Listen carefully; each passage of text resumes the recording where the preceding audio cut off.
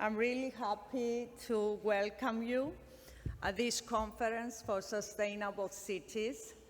It's an honor to have you here and connected on the internet as well. This is a hybrid conference, and it focuses on how we turn cities into sustainable entities that can support human welfare. So other than the informatics, I would love to have my slides. Thank you very much. So this is an effort that has gathered a number of prestigious institutions in order to highlight the importance of global efforts to engage in systemic transformations of cities so that nature, the economy, and society can really support the people that live in cities. Okay. And the prestigious institutions, it doesn't follow my slides, so, okay. And the prestigious institutions that are involved in this is obviously the Athens University of Economics and Business, which is where you are now, where we are now. And then it's the World Academy of Arts and Science, Academia Europaea, the European Academy of Science, and SDSN, the Sustainable Development Solutions Network of the UN. In addition, we have the support of UNFCCC, Global Innovation Hub, which is a huge honor and a very important collaborator. And I will come back to this issue at the end of my very short introductory speech. So, okay, I cannot control my slides, so I will tell you to change them. So our team works on innovative systems transformation for the sustainable interaction between nature, economy, and society. By definition, this is an interdisciplinary challenge. Next slide, please. And who is the team? Well, the team is hosted between the Athens University of Economics and Business, the Athena Research Center, and now the University of Cambridge, where part of my professorship sits. And it's a team that has been working since 1997. It has a long history. First, it was established in Cambridge in the UK, where I spent the first 18 years of my career, and now it is based mostly in Greece. And we are working on these systemic transformations that bring together the ingredients of life on this earth, which is the natural system, the economic system, and the social system, and tries to derive quantifiable pathways from where we are today to where we want to go. And where we want to go is very well defined. It's on a sustainable future. So we work in 120 countries, even more, with projects funded competitively across the world, touching upon climate change and climate adaptation and mitigation strategies, water, food, energy, and biodiversity nexus, sustainable seas and oceans, socioeconomic analysis, behavioral economics, financial economics, innovation acceleration. At the moment, we incubate every year 250 startups, and of course on education, skills, and training. Many institutions involved as collaborators and many impactful case studies across the world. The gray areas is where we don't work. All other areas we have projects. It's a big team.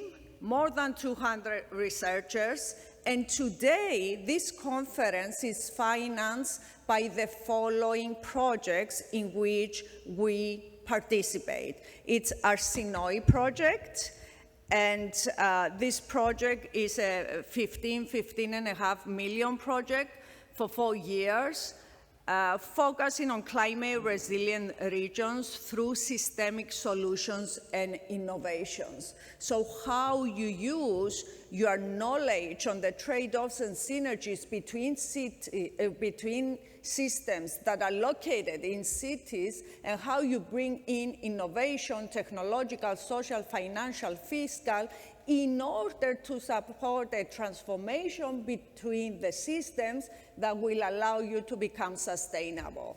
And sustainable, I said it before, is very well defined.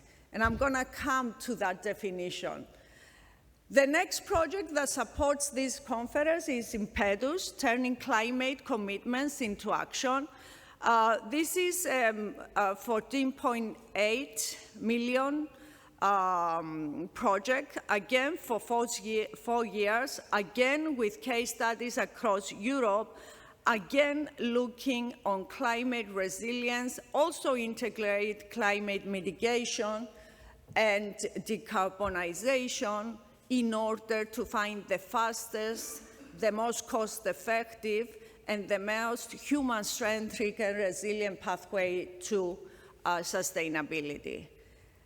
The next project is Carmine, Climate Resilient Development Pathways in Metropolitan Regions of Europe, and it's looking at accelerating metropolitan communities towards, again, climate resilience with co-producing knowledge-based tools, strategies, and plans.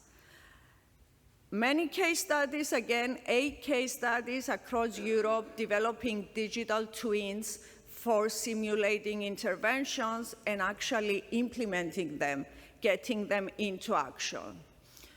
The next project is Pathways to Resilience. It's a 30 million project co-developing pathways towards climate resilient European regions. And what is interesting about this is that 21 of these millions go to the 150 cities that are involved in the project. So 21 million to structure business cases and bankable projects for transforming cities. It is a challenge to work with 150 cities, and it is also an amazing experience to see how much there is already there, but scattered projects and scattered information and scattered capacity does not allow the change. The final project that supports this conference is Build Skills. It's one of the many projects that we have on upskilling, reskilling, training, and capacity building, and focuses on establishing strong and lasting relationships at both local and transnational levels between vocational training communities and businesses in order to provide the skills that are needed to support the implementation of the transformation plans towards sustainability. These are just 5 projects that are supporting this conference, but the portfolio of research and innovation projects that we lead in IFORIA consists currently of more than 100 projects. And as I said before, the aim is to design transformation pathways to implement sustainability. And I said it 2 times, sustainability is very well defined. Sustainability has been defined explicitly in 2015 in the UN General Assembly 2030, 17 goals, 169 targets, And in our collaboration with the United Nations Sustainable Development Solutions Network, the biggest sustainability network across the world, led by Professor Jeff Sachs at Columbia University, with headquarters in New York, France, and Kuala Lumpur, is transforming this agenda, this integrated and holistic agenda of sustainability transition, into very quantifiable transformation pathways.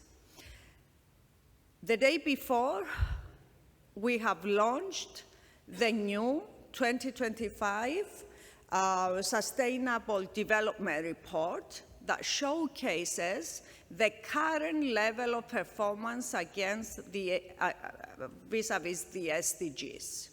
17 goals, 169 targets, measured with about 300 KPIs that transpose the status quo into a performance indicator. And these are the results. 17% of UN SDGs are not, only 17% of UN SDGs are on track, and we are lagging seriously behind. It's important to know the colors because I will quickly go through some slides. So green means that you are almost there with regards to implementation of the SDG. You are between 9 to 100% implementation. You see no green on the average global performance. You see no SDG that has been achieved. Yellow means you have achieved implementation of 70 to 90%, orange 50 to 70%, and red 11%.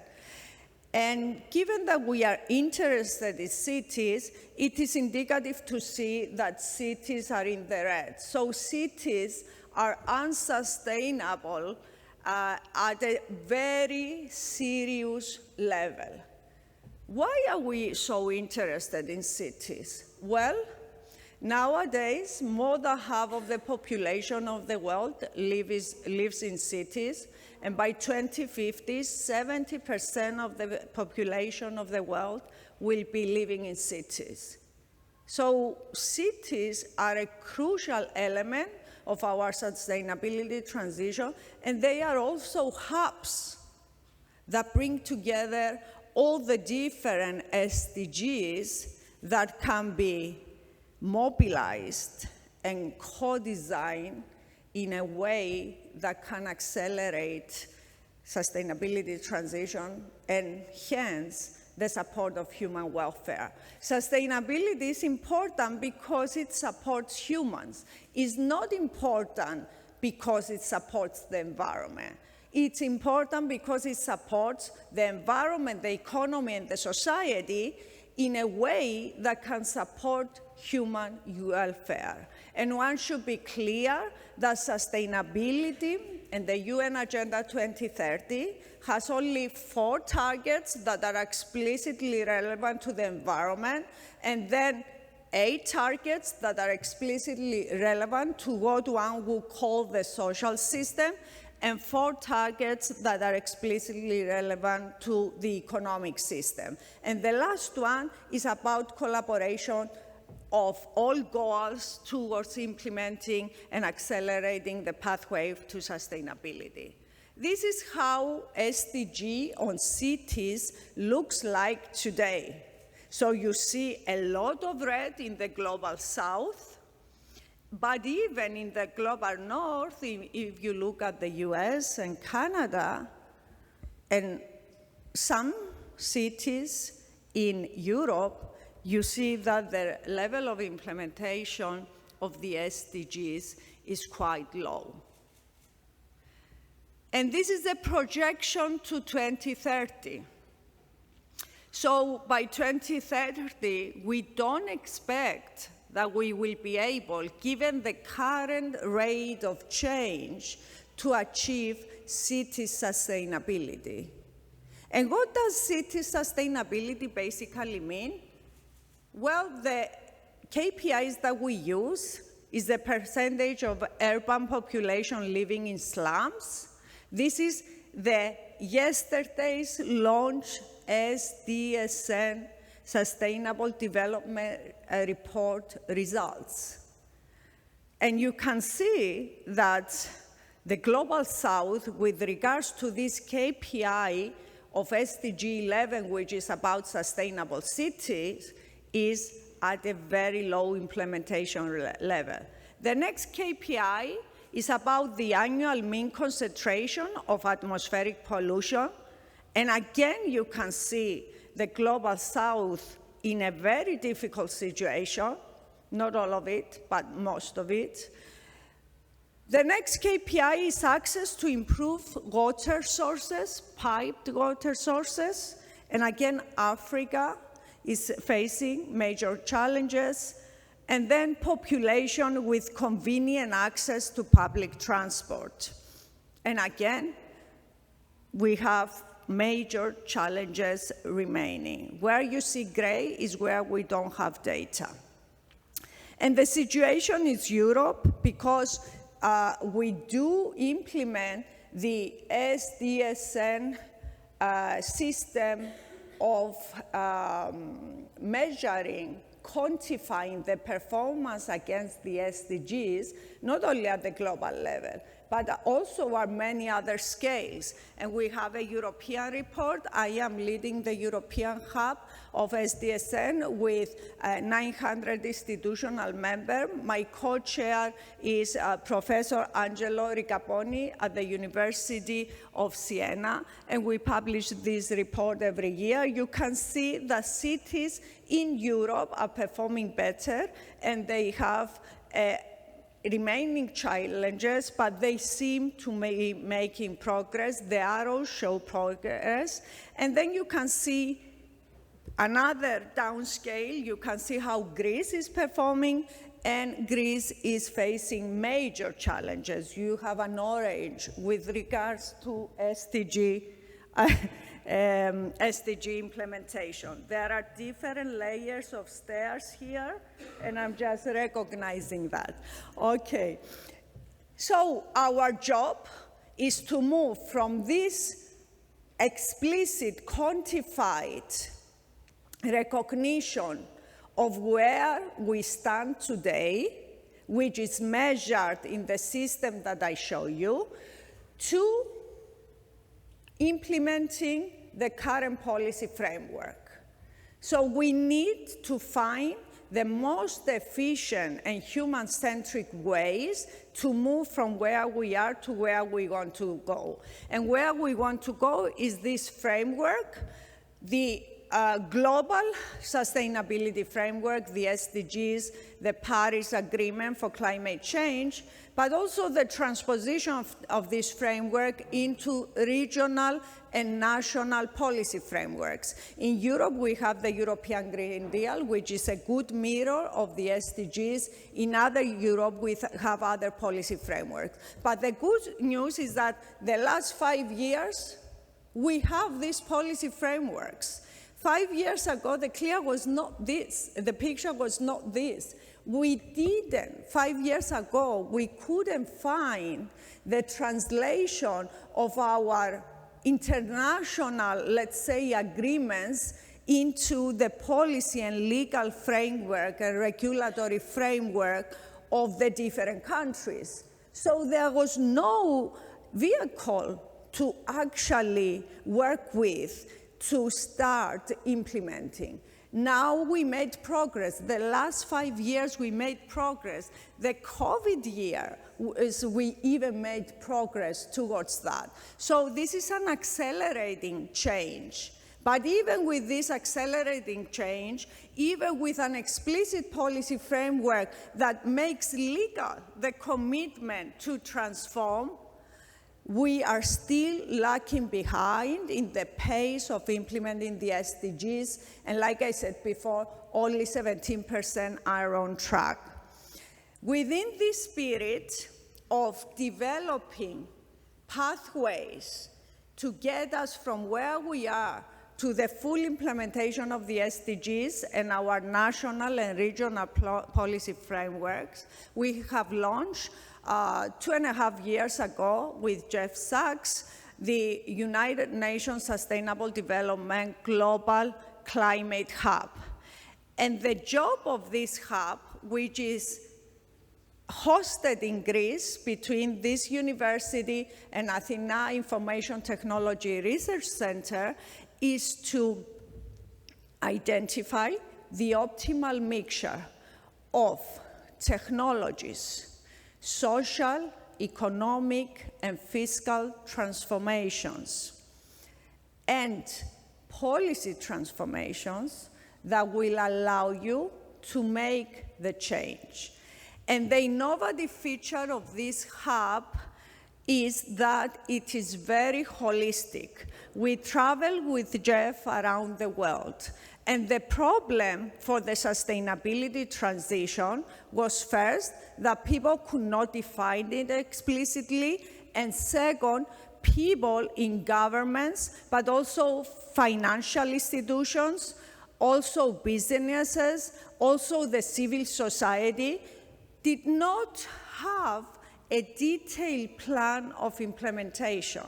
So we said that we need to set a hub which will provide for free advice and support for all the countries in the world in order to move towards the holistic implementation of the SDGs with a driving focus on climate resilience and climate neutrality.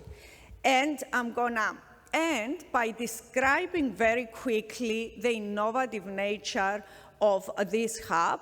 And it is innovative because no one is doing this yet. And it's needed, and I will explain when it's needed. I will go fast. So it functions in three dimensions: the mathematical modeling, the interdisciplinary mathematical modeling that brings together all the systems that need to transform in order to achieve climate neutrality and climate resilience. The climate system, the energy system, the transportation system, the land use system, including agriculture and forestry, the system of oceans and seas, the health system, the innovation system.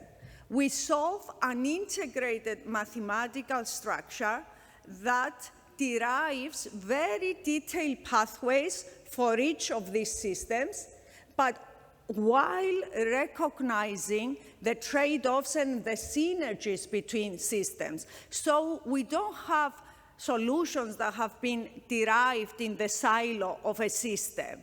And this is important. Why? Because if you speak to the Minister of Energy and you give him a transformation pathway, the dynamic narrative of changes that he needs to implement in order to get to the policy targets and goals by 2030 and 2050, he needs to have a change, a dynamic recommendation of change that is consistent to that of the Agricultural Ministry, and to that of the Transport Ministry, and to that of the Education Ministry, and to that of the Development Ministry.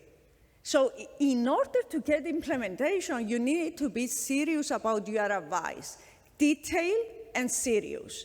And then we embed all this information into socioeconomic general equilibrium modeling that allows you to identify exactly what are the financing streams, but also what are the benefits and costs for the different sectors and between sectors, and also what are the effects on international trade. But we don't only do scientific modeling.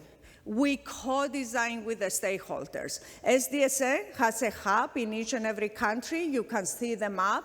And in each and every country, we build participatory living labs where all the relevant stakeholders sit around the table and discuss the recommendations and intervene in the recommendations and co-design the recommendations. And at the end of the day, they become co-owners and shareholders of the transformation. And at the same time, we increase their capacity of engaging through knowledge, upskilling, and reskilling. And I should say again, I say this every time I speak, in the 30 years of my career, I never seen anything implemented unless the stakeholders are shareholders. The final thing that the hub is doing is putting all of this on an open access, AI-ready digital platform. So we gather all the data, we allow access to all the modeling. This is our modeling suite. And we provide the tools that enable the stakeholders to implement. Visualization dashboards, digital twins, decision support tools, and so on. And we are very happy to say that at the UN Conference on Sustainable Financing in Seville, we are launching the climate neutrality report for Greece, but also, and most importantly, the integrated assessment of the European national commitments for climate neutrality. A very detailed recommendation between today and 2050 on the transformations that need to take place, dynamic transformations in all the sectors of the economy, in all the systems that are involved, in 35 countries, EU 27, the Balkans, and the UK. And at this point, I would like to ask Masaba Thioni, the Executive Director of UNFCCC Climate Innovation Hub, to come up, give us very quickly a picture of what the UNFCCC Climate Innovation Hub is doing, and then announce a future collaboration. Masaba, the floor is yours.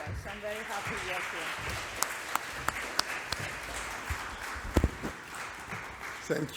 Thank you, Phoebe. Good morning to all of you. Very pleased to have this opportunity to introduce the UN Climate Change Global Innovation Hub and announce our future collaboration with the Global Climate Hub that Professor Phoebe is leading. I'm really excited about this collaboration because this is a way to align between basic science, applied science, innovation, and policy making. And this is really important if we want to have informed action that can make system change on the ground. We know that science is value neutral, at least when it comes to basic science. But applied science and innovation have always an agenda. The reality is that so far, science has been used, applied science and innovation, to a large extent to serve power, be it economic power or military power. It is really urgent now to have science serving the many people and the planet. And through what we are trying to do here, aligning science for good, applied science for good, both serving innovation that will support the many people and the planet, we are initiating something that will need to be developed that will have an impact that is unprecedented. So I'm really pleased that we work together to initiate a movement that will start with the UN Climate Change Global Innovation Hub and the Global Climate Hub, and fortunately, we will see a lot of other organizations joining so that together we use our effort to do the systemic transformation that is needed for a co-flourishing of the people, the human, but also flourishing of nature, non-human living. So really excited about this collaboration, Phoebe, and we are looking forward to implement the action, and we can consider that this first, let's say, event is the first step of a collaboration that is purposeful and will definitely have impact on the ground. Thank you.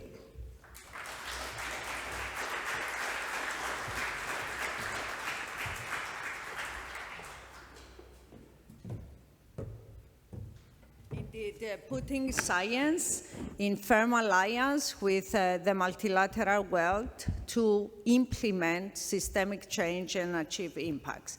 So this was a brief introduction and announcement on collaboration. I'm very happy and honored to have the rector of our university with us, Professor Vazdeikis, who has been supporting our global initiatives and European initiatives, and also supports the whole of the university towards an impact-driven approach. Professor Vazdeikis, please, the floor is yours.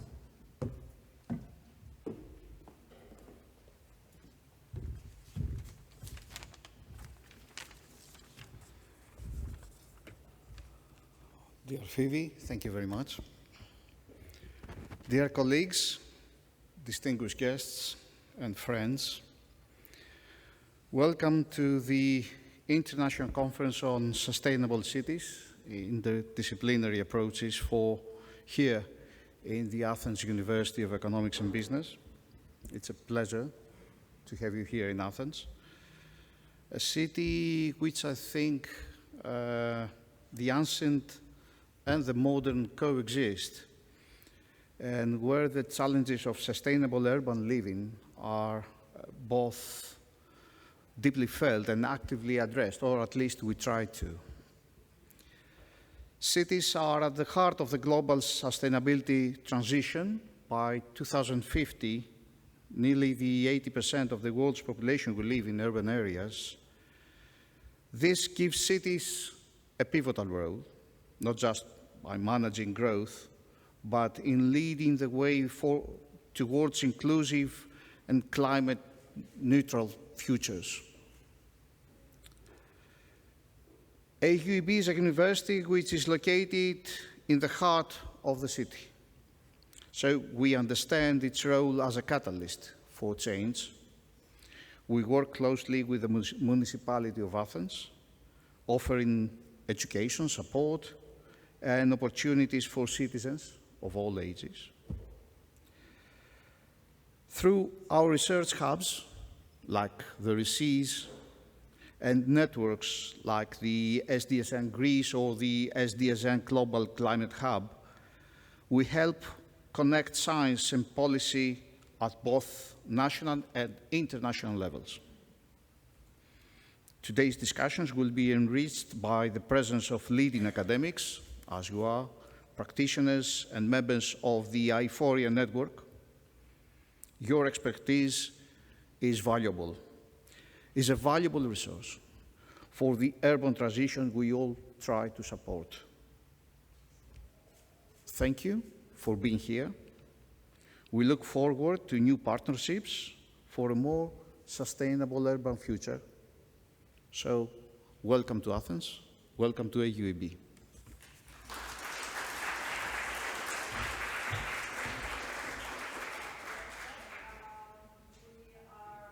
Proceeding with very brief remarks from representatives of co-organizing institutions. I'm very happy to have Gary Jacobs, President of the World Academy of Art and Science, with us virtually.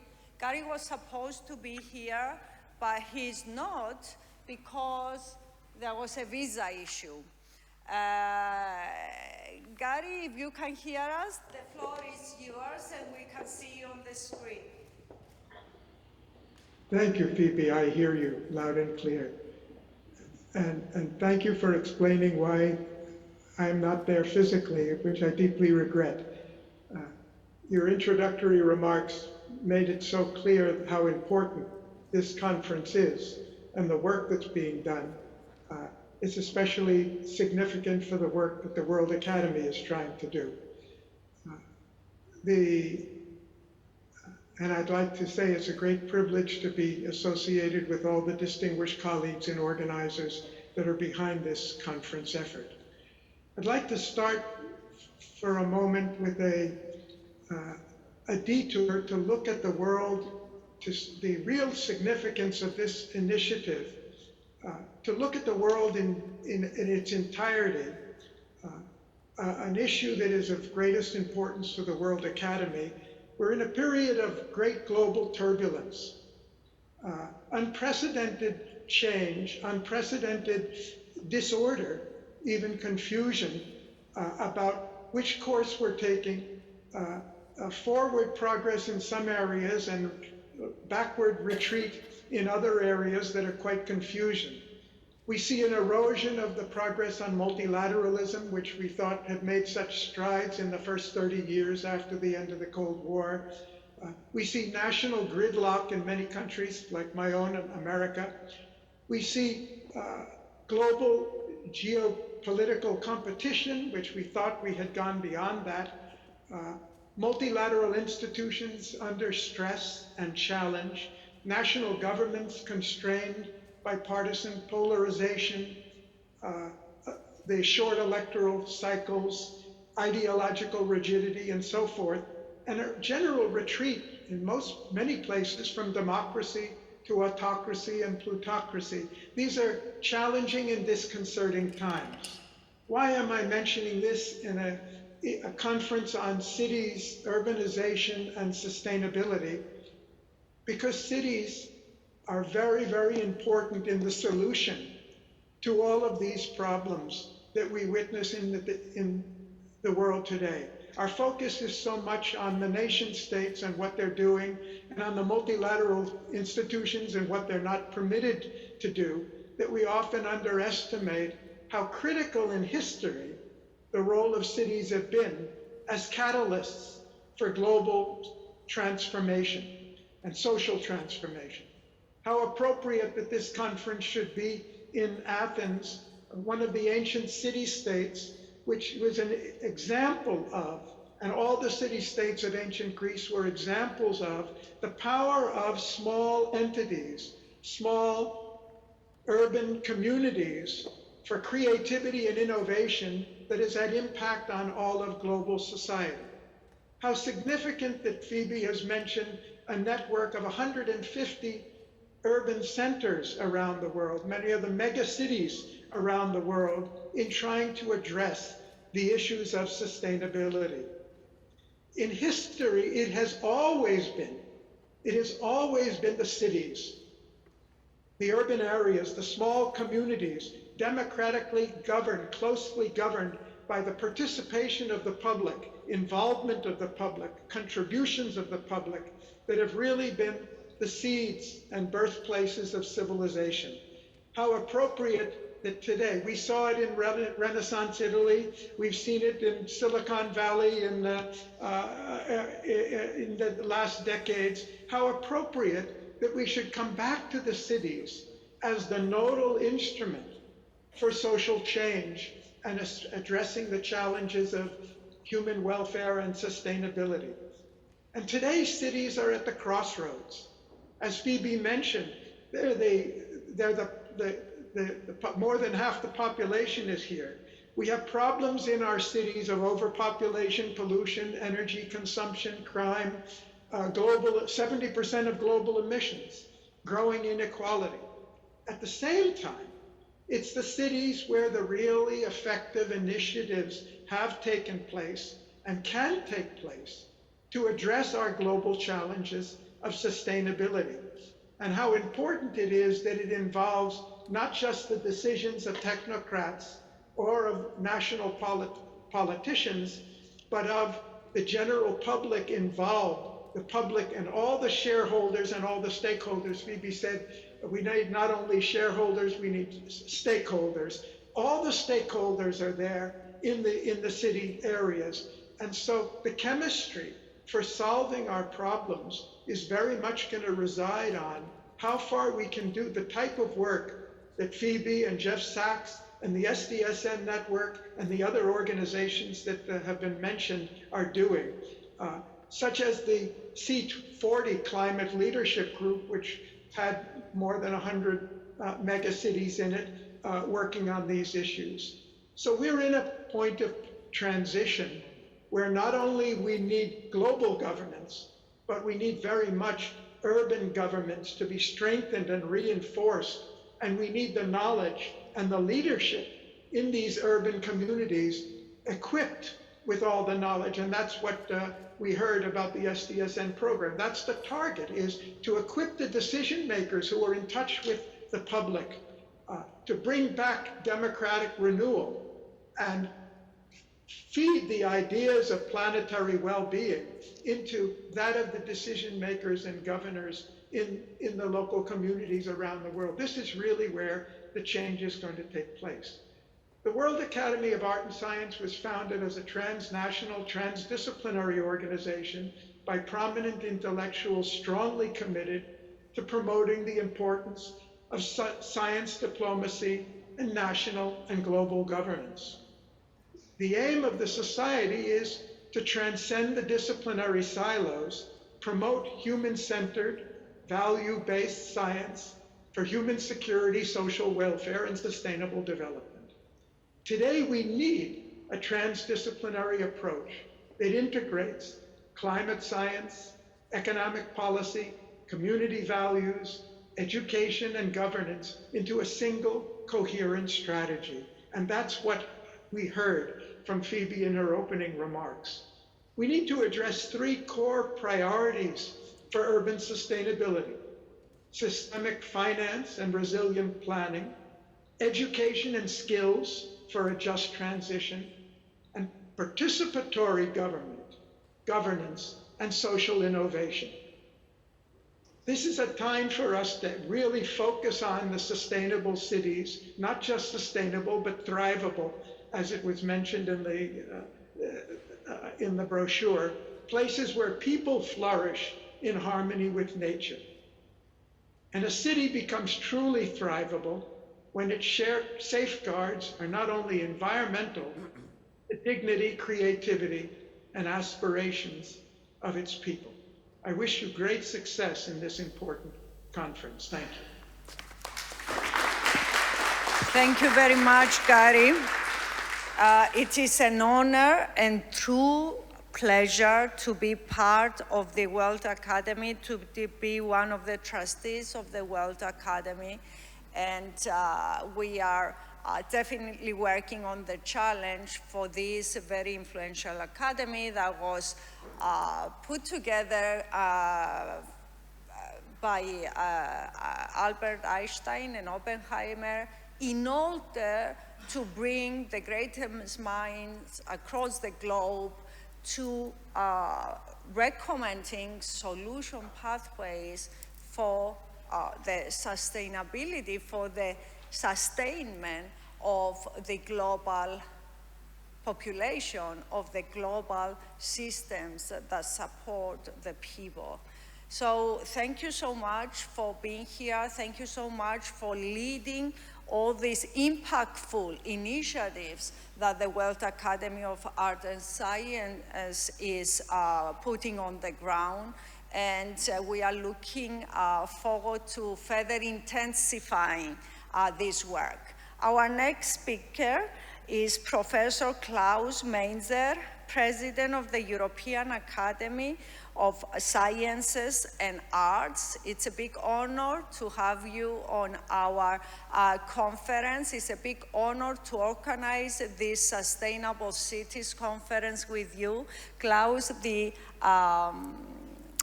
floor is yours. Thank you very much. I hope you can hear me good and see Very well. me. And thank you especially for the nice introductions, especially Gary Jacobs, who is president of the World Academy, and we cooperate strongly. And welcome to this international conference on the topic of sustainable cities. As president of the European Academy of Sciences and Arts, I bring you the greetings of our whole Academy. And as you perhaps know, the European Academy of Sciences and Arts is also, such as the World Academy, a transnational and interdisciplinary network that connects around 2,000 recommended scientists, artists, and dignitaries worldwide. Among them are, by the way, 38 Nobel Prize laureates. The members of the Academy come from 73 European and non-European countries and are divided into 7 classes. We have a class for the humanities, medicine, arts, natural sciences, economic sciences, engineering and environmental sciences, and world religions. Since the beginning of my presidency in 2020, the Academy has focused on the challenges of sustainability for Europe. Interdisciplinary working groups across the borderlines of the classes focus, for example, on energy and environment and the question of how digitalization and artificial intelligence can help to achieve these sustainability goals of efficient energy without harming the environment.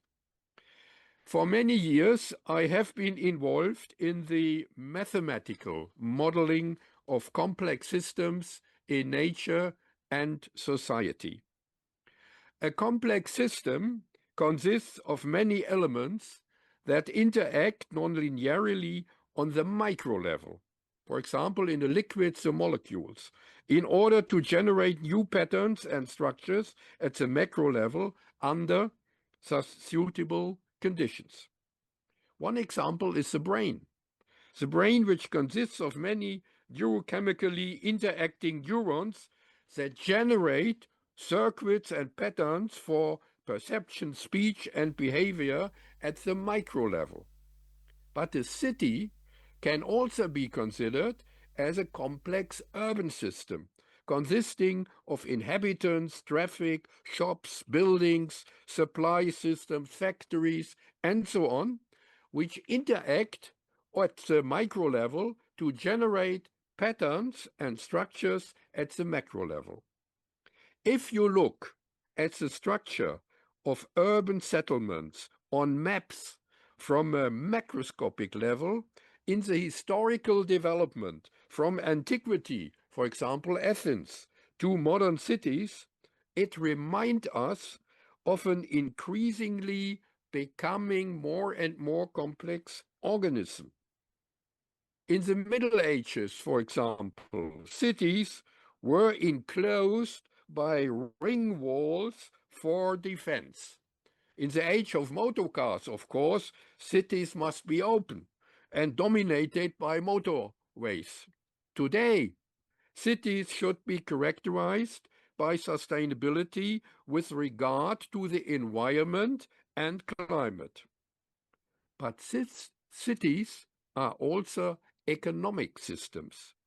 With respect to sustainability, a circular economy should therefore be realized, in which waste and pollution are avoided and the residuals of productions are reintegrated into the production cycles. In the end, a city should be like an environmentally friendly organism.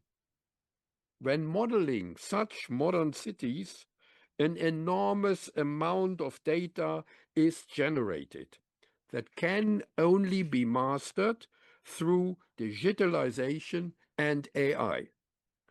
These methods make it possible to simulate, to optimize and forecast urban systems. The central question is therefore, how will a city develop as a complex system under assumed conditions in the future? And with these methods, complex systems, modeling, and AI, we are nowadays at some degrees able to do that in a kind of computational experiment. The methods of complex systems and artificial intelligence will be indispensable for the design of sustainable cities in the future. As a researcher now of complex systems and AI, but also as president of the European Academy, I therefore wish you a fruitful conference, and your interdisciplinary and cross-class topic of sustainable cities fits, from my point of view, perfectly with the interdisciplinary profile of our Academy. Thank you so much for your attention.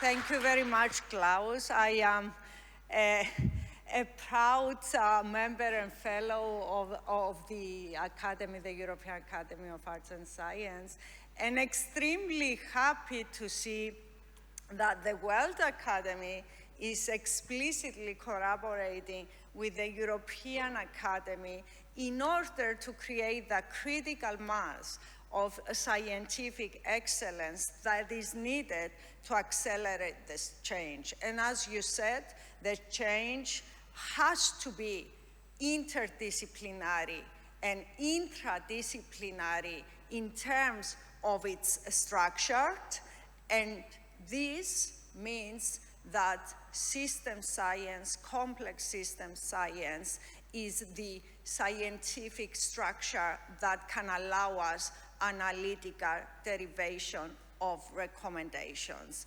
That was an excellent speech, and I am very happy that you made the time to be with us. The next speaker is Professor Peter Wagner. Peter is, again, a very close collaborator from another academy that we work very closely with, and I am a fellow. This is Academia Europaea.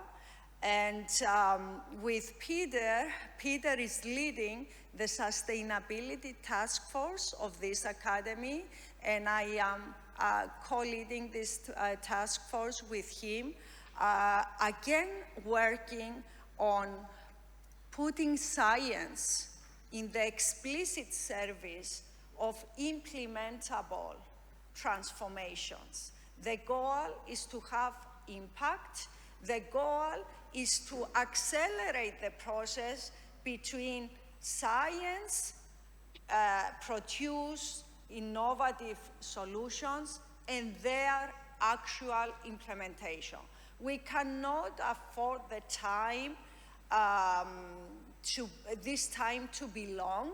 We need to accelerate, because as you all know, we are at a stage of multi-crisis where the economic systems are at a crisis, low growth rates, inflationary pressures, shrinking fiscal spaces, increasing inequalities, and on top of this, climate change, biodiversity collapse, all leading to geopolitical pressures and war. So at the stage of multi-crisis, we really need the results and the solutions from science to be accelerated to the market, to the society, and be implemented.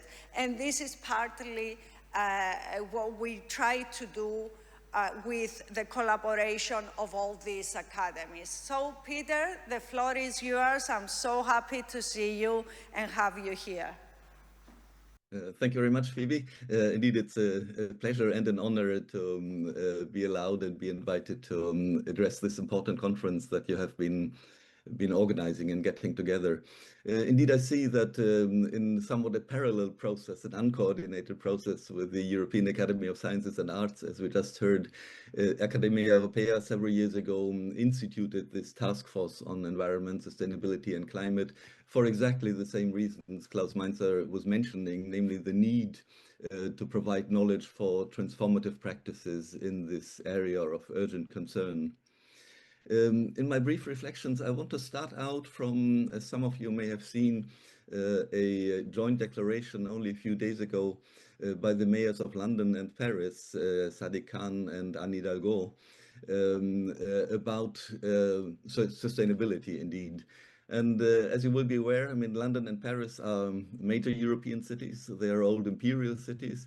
They're also cities of societies of early industrialization, London more than Paris, but in global comparison, these are early industrializing countries which have contributed a lot historically to the current ecological emergency that we are facing. And the current administrations by Sadiq Khan and by Anne Hidalgo have over several years already now been trying to lead the transformation of these cities in terms of higher sustainability in a broader network of European and global cities. And so it is significant that in their joint declaration, they were talking about the backlash they are facing in their cities, where the transformation has gone on for quite some time and quite successfully, I would say, overall. But they expressed concern about the further progress along those lines, even in those cities. Now, I want to just make three observations, which are more of a sociological and political science nature in this context. Because first of all, as has been mentioned before, what these two mayors express is indeed the capacity for action and agency, which is residing in cities nowadays, and maybe more concentrated than in other sites of political action and agency. They are both, these cities, and well, all cities are situated in larger societies and states, which also have in most cases a capacity for centralized, concentrated action, but against the background of a greater diversity of interests in larger spaces. So cities can act in a more concentrated and more purposeful way than many national governments. And even if we go to the global level, then we see that we don't have concentrated power. We have need for coordinated action between multiple actors with often very different interests. So in this comparison, you can see that, and that's my first point, there is indeed the urgency and the need for making cities relevant actors for sustainability. Well, the second point is, and it has also been mentioned before, cities at the same time are major users of environmental resources because of the concentration of population in them, which is steadily increasing. But there one has also to keep in mind that because of the population density which cities provide, there is an enormous capacity for more efficient use of resources. Just consider the case of public transport. If cities, as these two cities do, and many others are trying to do as well, they shift transportation within cities to public, to collective transport, then you can achieve a much lower per capita capacity use of resources than you could across larger spaces. So the potential is there. But then, and that may explain the concern these two mayors were raising, at the same time, the cities obviously live in larger contexts, in larger settings, with a greater diversity of interests, and indeed a relation to the context which is problematic on its own. I mean, London and Paris today are service cities. They are not or no longer close to sources of fossil fuels, for instance. London used to be, Paris never really was. So they are, in that sense, as cities actively contributing much less to some of the sources of concern, of environmental concern that we have, but they are dependent in the larger context on the provision of those resources. And this applies even if we hope that a fossil fuel transition is taking place, applies also to new extractivism of critical materials, where these high density cities are dependent on the larger context. So what I'm trying to say is that we have here an interesting constellation where on the one hand, you have a capacity for action in cities based on a common interest to enhance the sustainability of life in these cities. But at the same time, you have dependence on larger contexts where the same conditions for action do not prevail, and where also the dependence and even the supply to those cities of the resources that create problems for sustainability are a major concern. So I think these reflections, and that to some extent, they don't put it in that way, but that helps understanding the backlash which exists, where we cannot just be satisfied with successes in urban settings to create higher sustainability. We have to look at the larger context and the conditions, both the social and political conditions in terms of support for such action, but also the economic and physical conditions in terms of providing the resources for such dense settlements. So these are sort of my reflections, which go a bit beyond the more technical aspects or engineering aspects, but try to provide some broader social political framework for the very important conference we are holding. And I congratulate Phoebe again for getting this conference together, and wish you all the success for your discussions later today. Thank you very much. Thank you so much.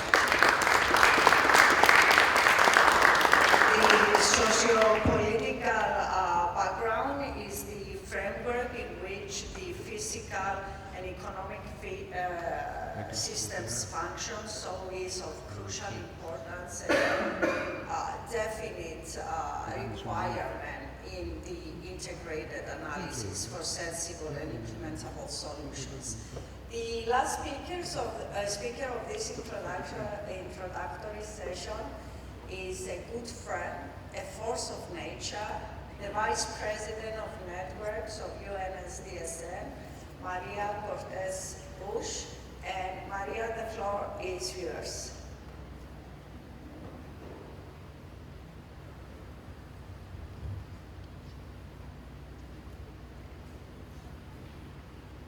Maria, can you hear us? It's a video? Okay. Can we start the video? Good morning and congratulations, Professor Phoebe Konduri, for the initiative of hosting this important event today. And also my gratitude for inviting me to join. I'm really sorry I can't be there with you in person. The SDSN launched 3 days ago its annual Sustainable Development Report. This report tracks every year progress towards the SDGs. And this year's shows that we are definitely off track. None of the 17 SDGs is on course to be achieved by 2030. Conflicts, climate change, shocks, and fiscal constraints are slowing or even reversing progress towards these goals. And this is the case all around the world. However, despite these challenges, commitments remain very high amongst the majority of UN member states. And there is one scale of government where this commitment is particularly evident, and that is cities. Over half of the population of the world lives in urban areas, and by 2050, it will be 2/3. In places like East Asia, South Asia, Sub-Saharan Africa, where poverty is most entrenched, urban growth is accelerating fast. Cities drive 80% of global GDP, but they also consume 70% of global energy and generate 70% of CO2 emissions. They are sites of innovation, but also of inequality. They're home to vibrant enterprise, but also crushing unemployment. They concentrate opportunity, but also vulnerability, from population to housing insecurity, from social exclusion to heat waves or floods. Sustainable cities are not a nice to have. They are the foundation of global resilience. And the SDGs offer a roadmap to cities, one that is integrated, that is practical, and that is forward-looking. It helps cities think beyond short-term fixes to long-term transformations in, for example, greener infrastructure, inclusive access to high-quality services, affordable housing and mobility. And it helps mayors think about resilience in the face of climate risk. Since their adoption in 2015, many cities have stepped up, developing SDG strategies, action plans, monitoring framework, but still progress is very uneven. Why is this? Well, cities face many serious constraints. For example, limited political and fiscal power, gaps in technical capacity, fragmented governance model or lack of coherence across different levels of government, difficulty in attracting long-term developing finance, and lack of multi-stakeholder coordination. Urban leaders know what needs to change, but often they lack the tools, the knowledge, or the partners to make it happen.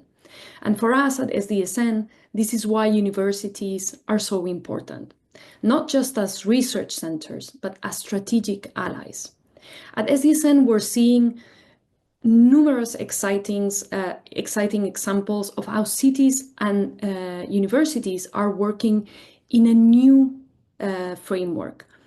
We're seeing, in a way, an exciting shift. They're working together, not in transactional, limited and small projects, but really to accelerate urban transformations. Let me highlight 5 areas where this partnership is making a real difference. Number 1, capacity building.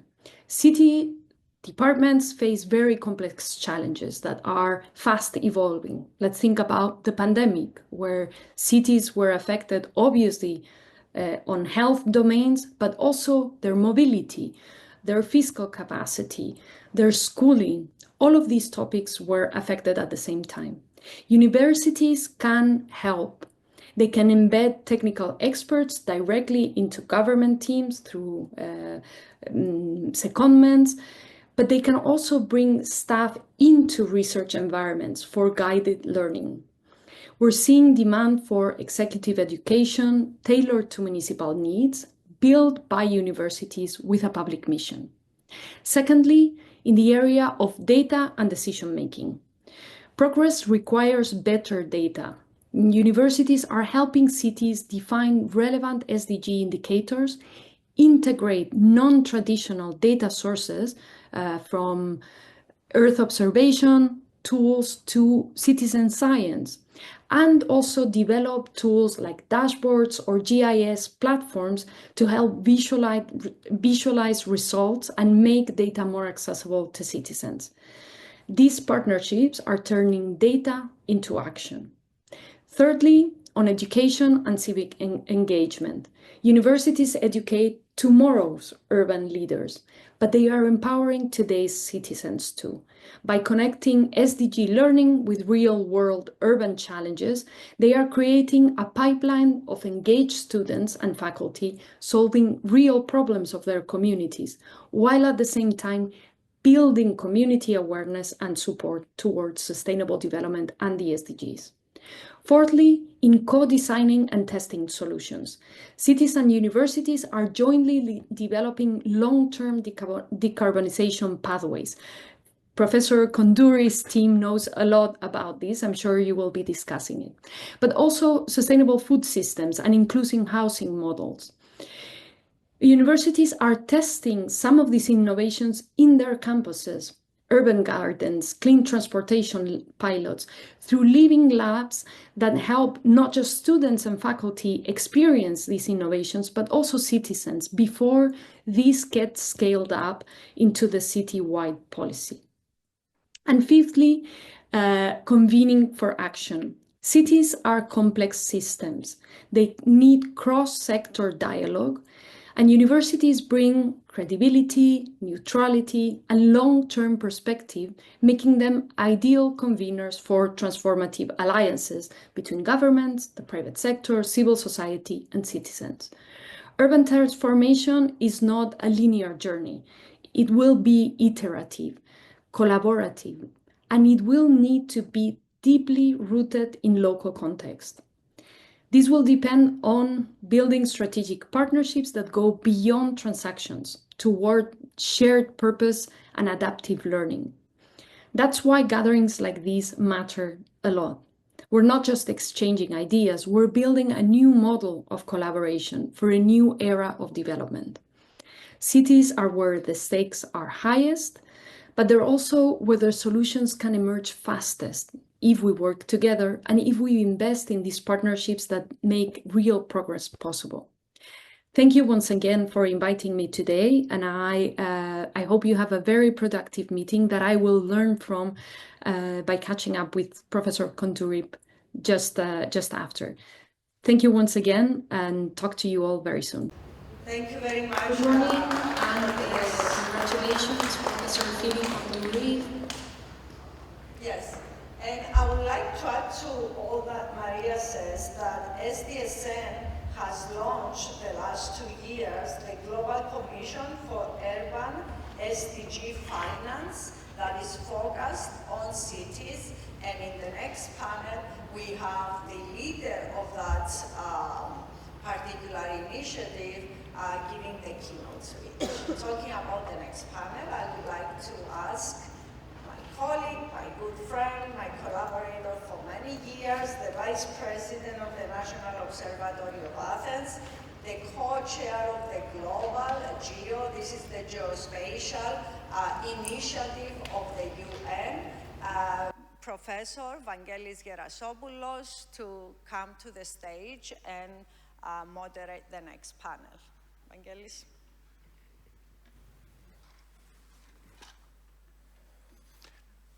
Okay, so thank you very much, Phoebe. Good morning, and it's a pleasure to welcome you all here today. So we are about to commence with a session on climate science to urban resilience, integrating modeling, energy systems, and infrastructure for future-proof cities. So if I may call the panelists to come here and be present at the panel, and we will start the interventions. So please, Phoebe, I think you are part of the panels. Professor Adamos, please come. MJ, please. That would be also Long Fei Li. Yep, thank you. There are more that will be online. The keynote is online. I know, yeah. And also Masamba Thieu. I will be introducing you when your turn comes. Please. So I guess you announced the keynote? Yeah. So just allow me to set the scene for the session that will take a few seconds. So we have been talking about resilient cities, so strong and flexible cities that are able to withstand any pressures in the context of the city. We are talking about sustainable cities, are cities which consider the social, economic, and environmental impacts in their scale. And we have been talking about smart cities in a broader view, cities that can really absorb the information, data, and make everyday's life for their citizens better. So in this session, we are going to be trying to blend the climate science with the urban resilience. So we are talking about urban climate resilience, we're talking about adaptation, mitigation, and disaster risk reduction. And as we've heard, it's a very complex system. We have to take into account policy, governance, finance, justice, and citizens. So with the discussions we are going to be having, we hope we put more insights on these issues. So we start with a keynote talk coming from Mr. Mauricio Rodas, the former mayor of Quito in Ecuador. He is the executive secretary of SDSN, Global Commission for Urban SDG Finance, and a visiting scholar at the University of Pennsylvania.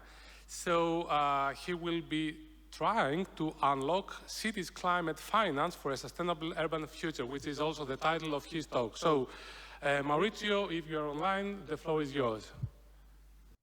Thank you so much. And a big thanks to Phoebe for this kind invitation, and congratulations for organizing this meaningful discussion. It is more timely than ever to gather and analyze the challenges and opportunities for cities in terms of fostering the implementation of the Sustainable Development Goals.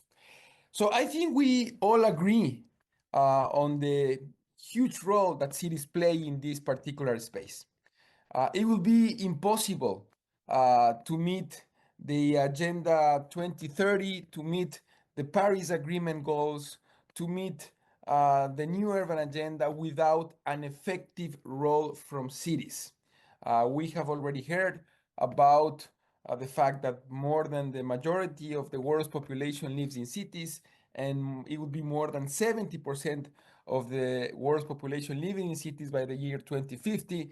Cities is where more than 75% of energy is being consumed, more than 80% of GDP is being produced. So I would say that cities is really where things are happening, but also where the main challenges are most visible. Cities, without a doubt, are at the forefront of dealing with some of the world's most pressing issues.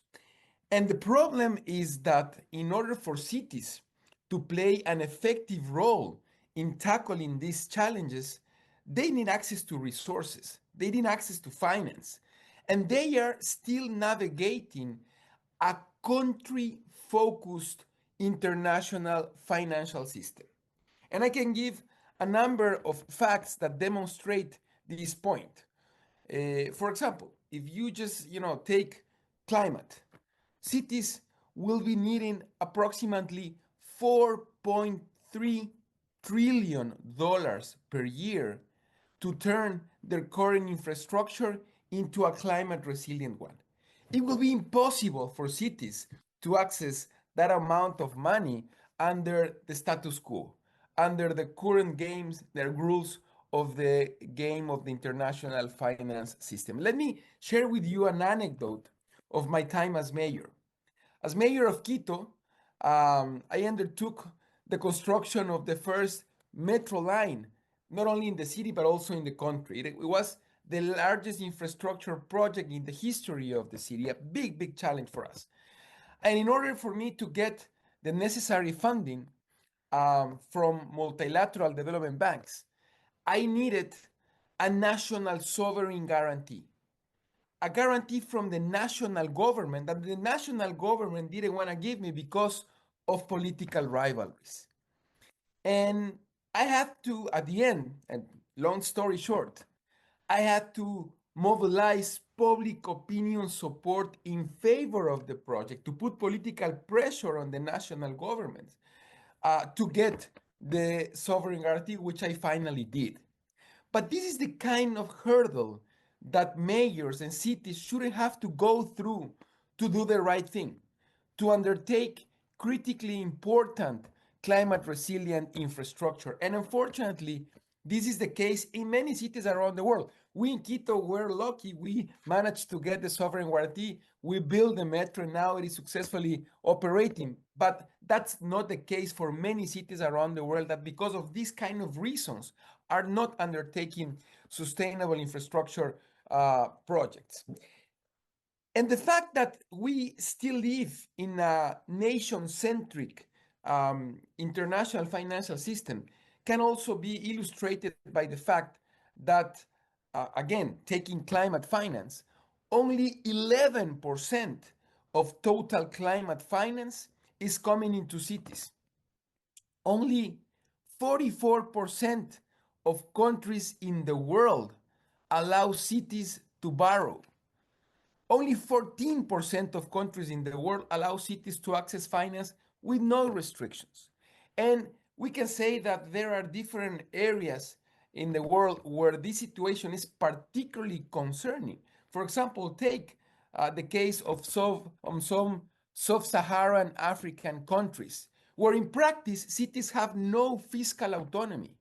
They have been imposed arbitrarily low debt limits. They don't have clarity in the ways they can raise revenue or access to finance. They lack effective regulatory frameworks for attracting private sector investment for urban infrastructure. So this is just one example of the many I can give about how concerning the situation is. We are expecting cities to become drivers in meeting the Sustainable Development Goals, in meeting the Paris Agreement goals, but we are not empowering them financially to access the necessary resources they need to do so. And this is, again, a situation that we must address urgently. We must promote reforms to this international financial system, which, by the way, was designed back in the 1940s under Bretton Woods, when the world was not nearly as urbanized as it is today. We now live in a totally different reality, having cities, as I said at the beginning, at the forefront of dealing with some of the world's most pressing issues, and therefore the current global financial architecture is not fit for purpose anymore. We must reform it. And we must do so urgently in the light of what's coming in the next few decades. Given the pace of rapid urbanization that the world is experiencing, it is estimated that in order to accommodate the new urban population and the corresponding new urban infrastructure that will be needed, it is estimated that the world will witness the construction of the whole, or something equivalent of the construction of the whole of New York City once per month from now until the year 2050. It's really astounding. Given the pace of urbanization, the world will need to build something equivalent as the whole of New York once per month from now until 2050 to accommodate the new urban population, developing new urban infrastructure. So we better do it right. We better do it under clear sustainability criteria. We better do it under clear climate resilient criteria. And for that, we need finance. We need to change the rules of the game. And precisely to address these kind of problems, 2 years ago, the Sustainable Development Solutions Network created the SDSN Global Commission for Urban SDG Finance. This commission is co-chaired by the mayor of Paris, Anne Hidalgo, the mayor of Rio de Janeiro, Eduardo Paez, and Professor Jeffrey Sachs. The secretariat of this commission is hosted by the University of Pennsylvania. I have the honor of co-chairing the secretariat of this commission, which gathers more than 80 mayors from around the world, leaders from different city networks, representatives from international finance institutions, UN agency, and different other international organizations to analyze and promote new financial facilities that would facilitate cities' direct access to finance. That's the key. How to ensure cities' direct access to finance without having to go through their national governments. Because when that happens, unfortunately, is when these kind of processes become highly politicized in many countries around the world. So let me just share with you one of the projects in which the Commission is currently working to address the kind of issues that I just mentioned. I mentioned before the fact that in the case of Quito, we needed a national sovereign guarantee to access finance. And this is the case in many countries around the world. Cities must have to ask their governments for a sovereign guarantee. So in order to come up with an alternative guarantee mechanism to the highly politicized sovereign guarantee one, the Commission is creating something called the Green Cities Guarantees Fund. The idea of this fund is to support cities in developing climate resilient, sustainable infrastructure projects by allowing them to access finance in a more timely and affordable way to de-risk operations with cities. And this mechanism could be implemented to support cities directly, operations with cities directly, where cities can access finance directly, or they can, this guarantee fund can also be implemented through operations with utility companies when cities cannot access finance directly. And this is a mechanism that is becoming more and more explored in different areas of the world. Cities accessing finance not directly but through different utility companies. For example, in the case of Quito, we accessed a credit from the French Development Agency without a sovereign guarantee through our municipally owned utility water and sanitation company. So this is becoming, again, more and more of an interesting mechanism to explore ways to support cities and to overcome some of the regulatory challenges that many of them are subject to. And the guarantees fund that we are launching could also support the private sector investing in urban projects. So in this way, the universe of potential cities benefiting from this instrument is really high. So this is the kind of initiatives that I think should be further discussed, explored, and promoted. Because clearly, the clock is ticking. We have no time. We all agree that it is in cities where the battle for sustainability, the battle against climate change will be defined. And we must empower cities financially to play an effective role to become the drivers for the implementation of the global agendas of our day. Thank you so much.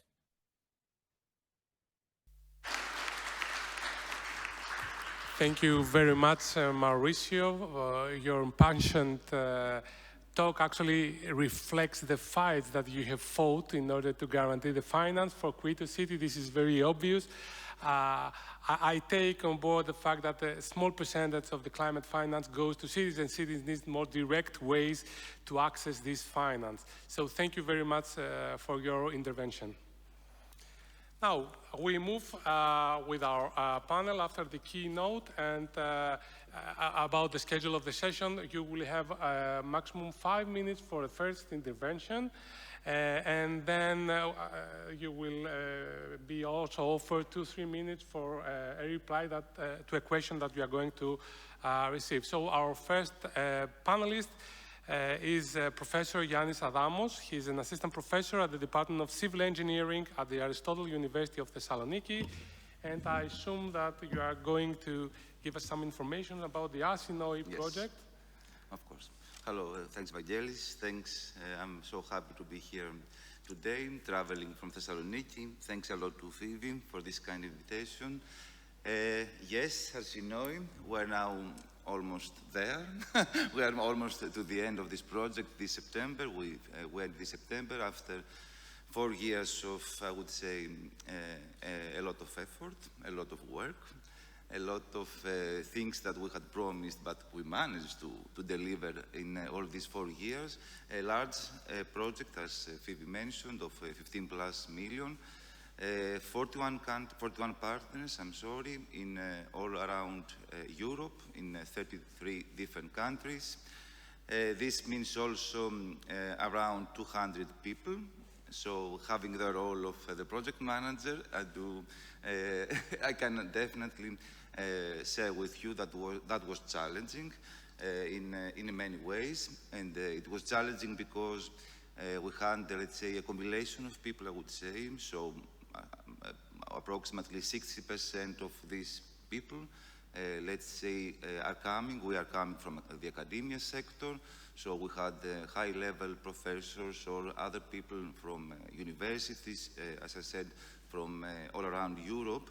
However, the challenge here also was that we involved from the very beginning municipalities.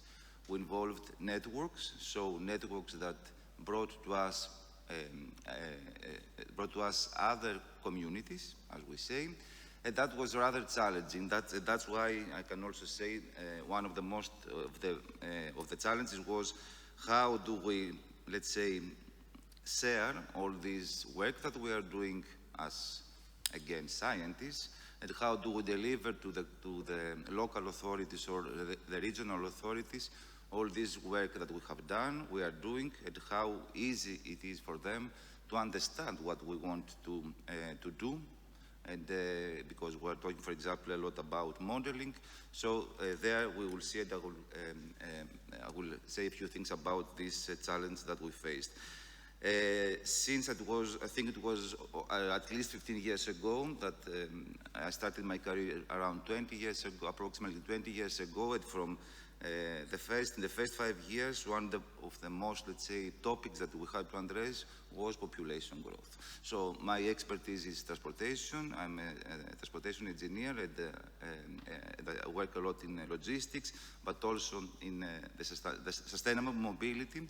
And I do recall that the gaps that we had indicated so many years ago was how we can coordinate all these people coming from different ministries. That was the highlights. We need to coordinate, to manage to moderate all these different people coming from different ministries of the same country that cannot even exchange data between them. And for us, I mean, people that were working, let's say, in these domains, one of the tools that we have, one of the needs that we have is definitely data. So even from the, let's say, from when I was starting my career, that was one issue that we had to face, population growth. Even so many years ago, we were talking that cities are already overcrowded. When it comes to mobility, for example, this is what I've been doing the last 20 years, how we can make our movements, let's say, more sustainable, how can we move people from the personal vehicles to public transportation or even soft modes of transportation such as walking and cycling. We will also, the last years, we face a lot of issues coming, of course, or resulting from climate crisis. There we are talking about waste management, so again, logistics. This is a chain. The moment that something like we had the COVID, for example, crisis, then we had a lot of extreme weather events that also disrupted this chain. And, you all know about that. However, from my aspect, I can say that this disruption really caused a lot of difficulties, even to the goods, because this is what transportation is. We move people, and we move also goods.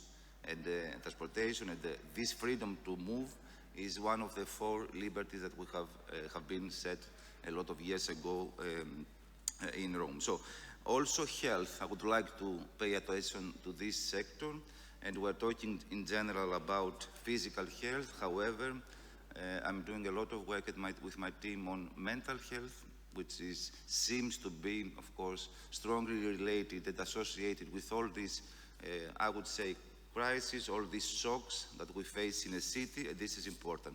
So what we did in Arsinoe, in order to connect with the rest of the conversation, and it was that we were the scientists, however, we did not bring solutions from the beginning. What we did was to co-create, to co-design, bring stakeholders, as the previous speakers very nicely mentioned. So stakeholders need to be also shareholders. So they need to care about what we are doing, and they need, first of all, to know, to have the knowledge, to have the information, to have the details.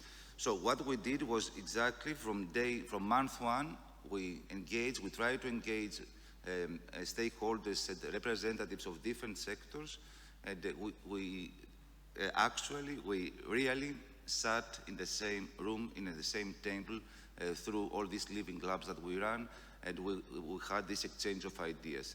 This resulted, after almost 4 years now, to solutions that were co-designed, co-created. So we did not, for example, as scientists, let's say, running all this modeling, all these models, having all this background, all this experience, we did almost nothing, and I mean that.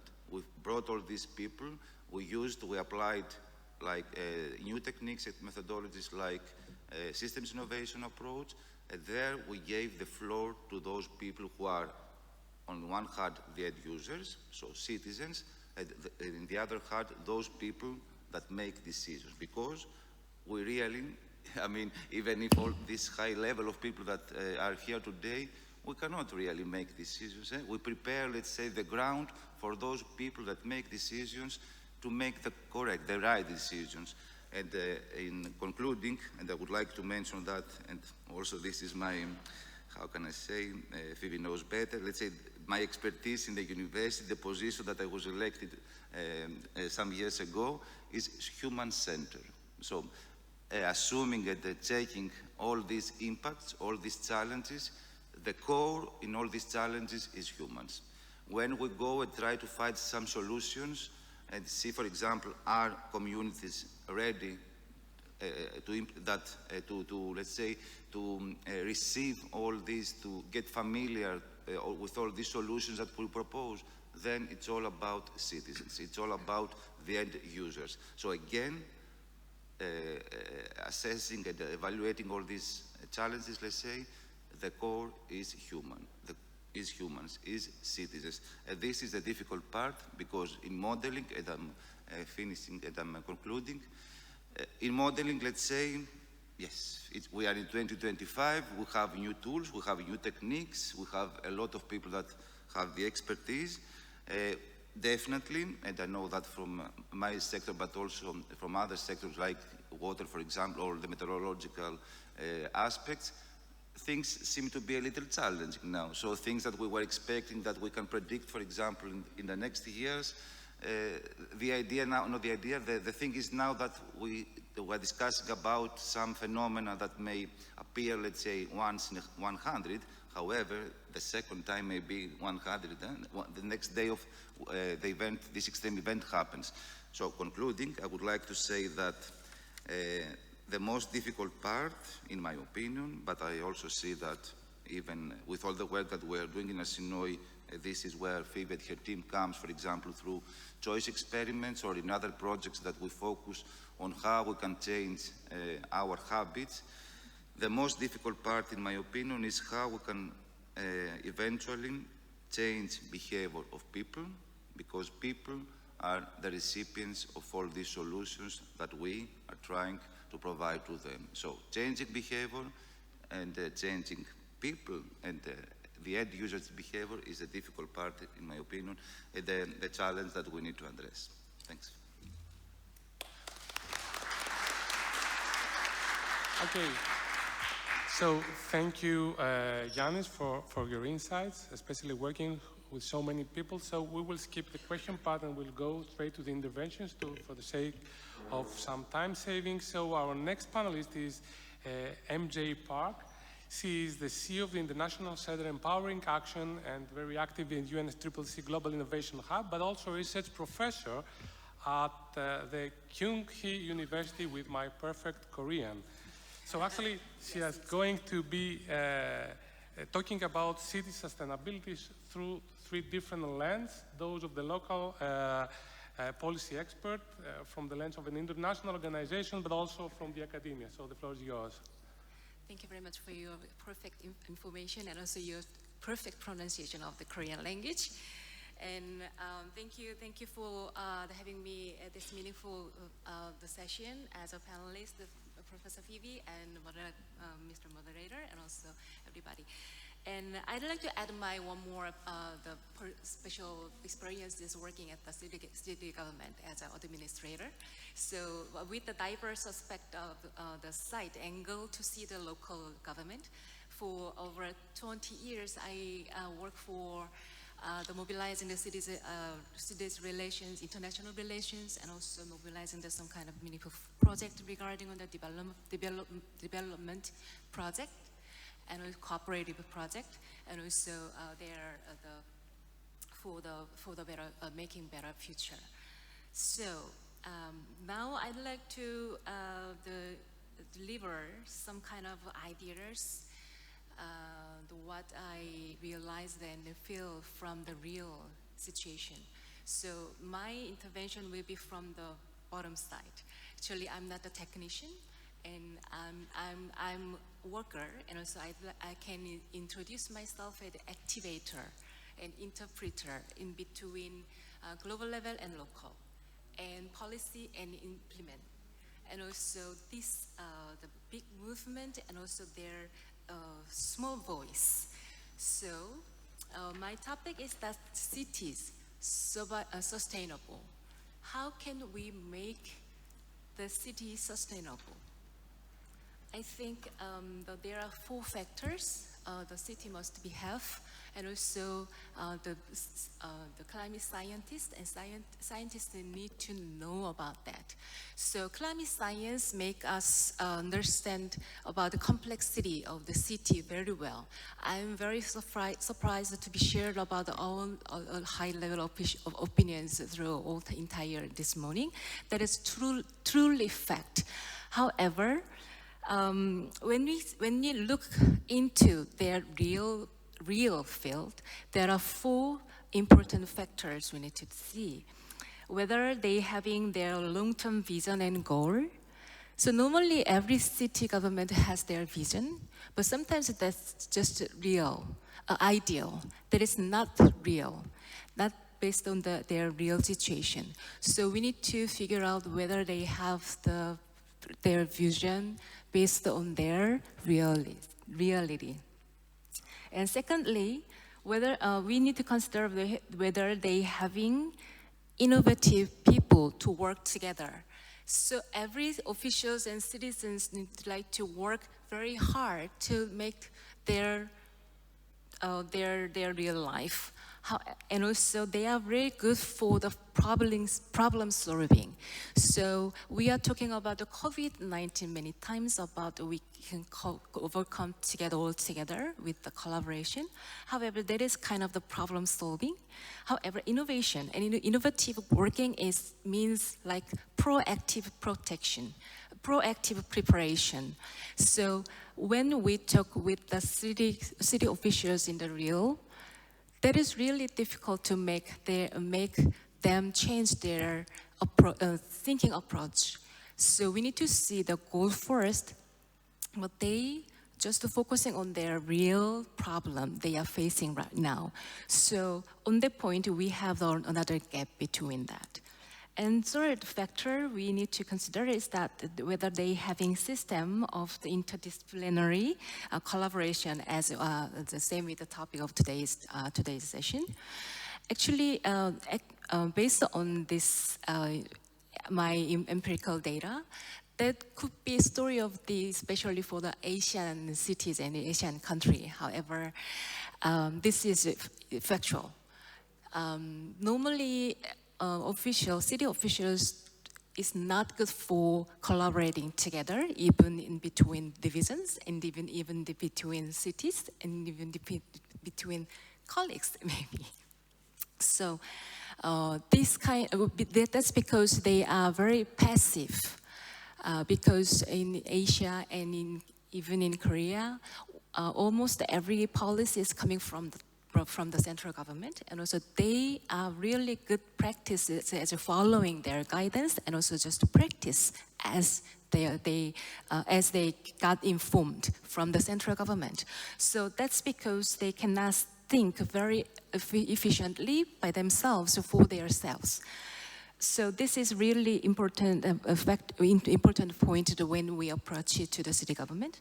And lastly, the most important the factor, but we need to consider whether they have the strategy and tactic based on their needs. So almost every administration and also leadership of the city's politician or policymaker or administration, not scientists. So they just think about their own purpose normally. However, we are talking about needs from the floor, needs from the citizens, and also we need to consider, we are talking about, we need to consider what we are facing, means challenging. So in between, there are another gap again.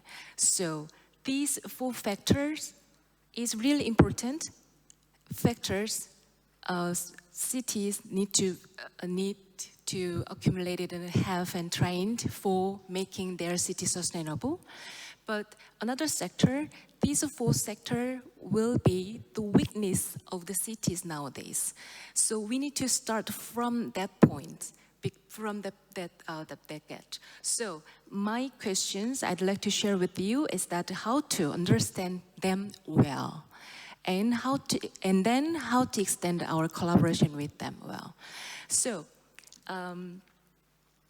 in reality, scientists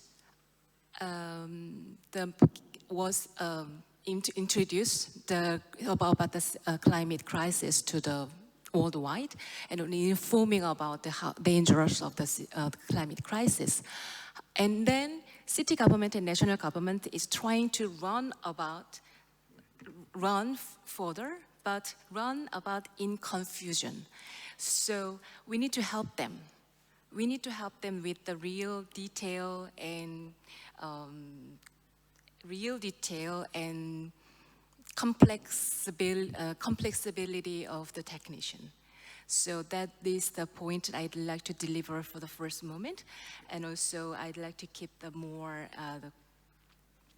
sharing more about the cities. Yeah. Thank you very much. So thank you so much, MJ. I keep the fact that you mentioned that it's difficult to change the mindset of the politicians. And I'm thinking that when we're talking about modeling, when the modeling actually serves something that's happening now, like DRR, etc., it's okay. But when we're talking about climate projections, which is outside, let's say, the voting periodicity for politicians, I'm wondering how sensitive they can be and how active they can be around this. So thank you very much. Yeah. Our next panelist is Mr. Longfei Li. Energy systems have been well mentioned as one of the critical aspects in the city's transformation. So Longfei Li is the head of communication and cooperation, the Europe Office of Global Energy Interconnection Development and Cooperation Organization, and I assume he will be talking about energy. Yes. Thank you very much, Doctor. Thank you for the introduction, and good morning, esteemed colleagues, fellow panelists, and distinguished guests. It is a great honor to be here, and it's a privilege to be among all the speakers and guests. And my name is Longfei Li. I work for the Global Energy Interconnection Development and Cooperation Organization. And before I jump into the topic, please allow me to give a brief introduction about my organization. GATECO, based in China, established in the year 2016, is a non-government, non-profit international organization. Our mission is to promote clean, low-carbon, and sustainable energy worldwide. And our focus is centered on advancing clean energy development, enhancing grid interconnection, and promoting the innovation of power technology. And we are also a member-based organization, and now we have extended our membership with over 1,400 members covering 143 countries. And we also forged a broad and strong partnership with more than 50 global organizations, including various UN agencies. First of all, UNSCSN and UNFCCC are very close partners. And we are dedicated to facilitating the global energy transition. And one of the main focus of GATECO's task is doing research. And for the last couple of years, GATECO has released multiple research reports. And I've singled 2 that's most related to today's topic. The first one is the Inclusive, Just, and Resilient Energy Transition with GI Solution and Practices. And the other one is coordinated governance of energy, climate, and biodiversity. And our topic today is about the future of sustainable cities. Just to put it into perspective, as Phoebe just introduced, cities today consumes over 2/3 of global energy consumption and are responsible for over 70% of CO2 emission. That makes the urban energy systems the very central battleground for climate action and resilience. So before we could answer this question, we must first understand that the very DNA of our urban energy system is being rewritten. The old model of one-way flow of energy is obsolete. The new landscape is being shaped by the rise of renewables and the profound trending of deep electrification.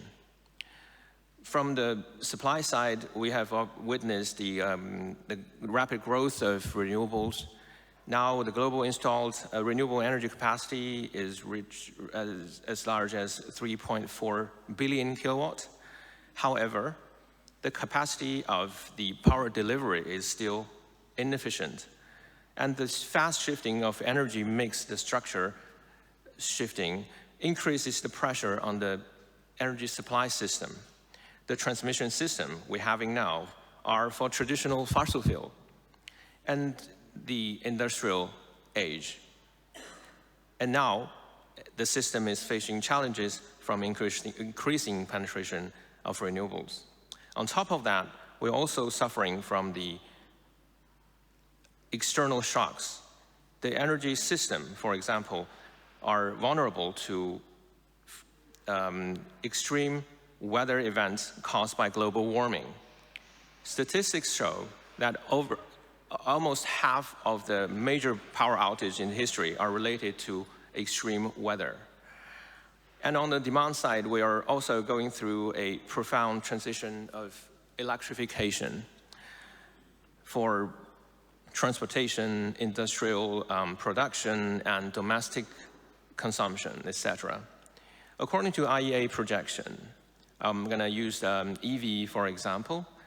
IEA project that by the year 2030, there could be over 250 million EVs running on our road globally. Consider the impact at a local level. Unmanaged charging of just a few thousand of EV in a single urban neighborhood could potentially double its peak electricity demand. And that would place an unprecedented strain on the local distribution network. The transformers and cables that were never designed for such load. And this is already happening in many of the cities of China.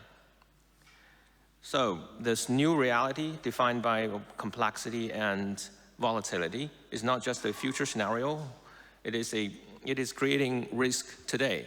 And we have just a real-world warning last month of the major blackout in Spain and Portugal. A newly released report provides a sobering analysis. The causes were actually the combination of mixed factors. The market price fluctuations impacting the renewable output, insufficient interconnection capacity, and a lack of reactive power management, and inadequate operational contingencies. And it is no doubt this example or this incident is a powerful lesson, but its root cause are not unique.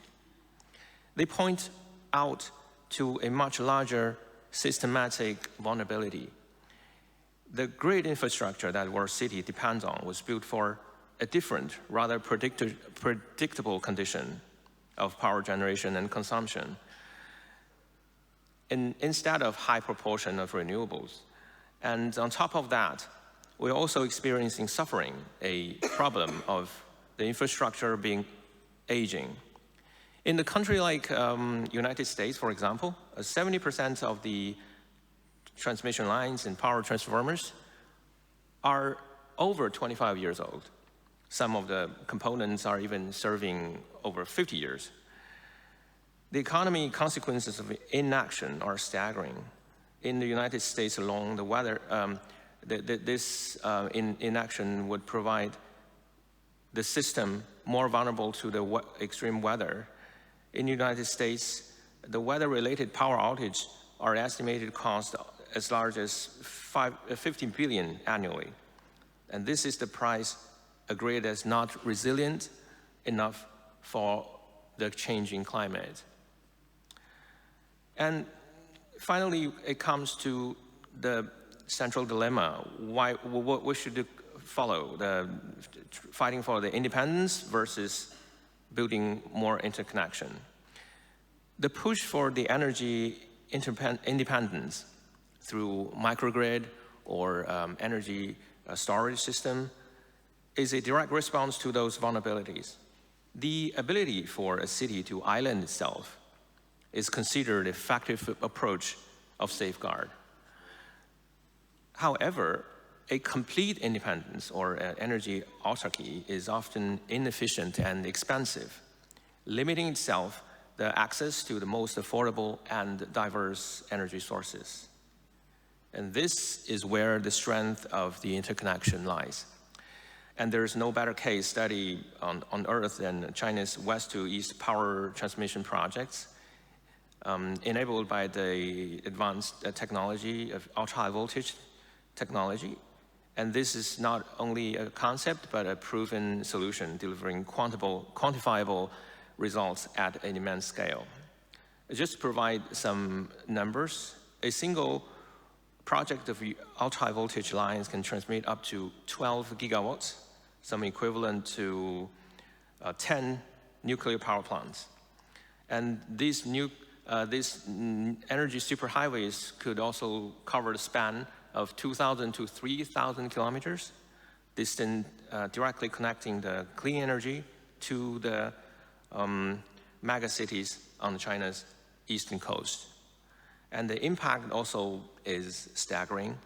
And cumulatively, the UHV network has transmitted over 3 or even more, 3 trillion kilowatt hours of electricity. And in one year, in a single year, the power delivered by this system can reduce the consumption of standard coal as much as 100 million tons, which in turn cuts the carbon dioxide emissions to as much as 250 million tons. So these examples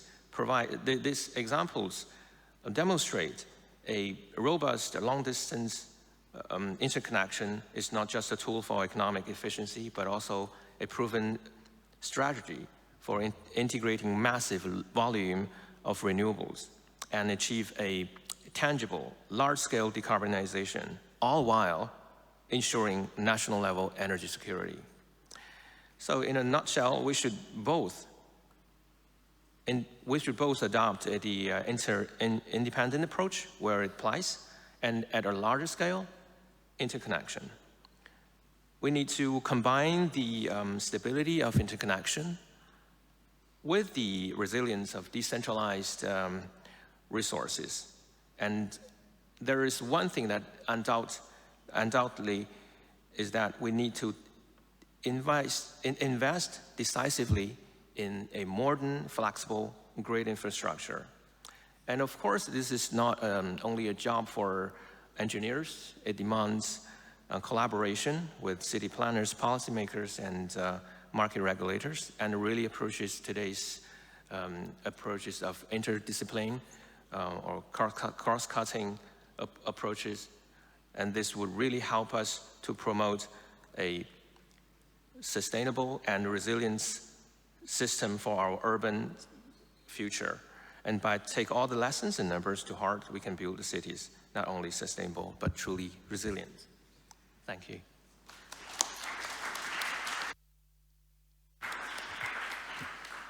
So thank you, Longfei, for highlighting the need for this dual approach, independency, but also interconnection, and bringing up the different challenges for the energy transition.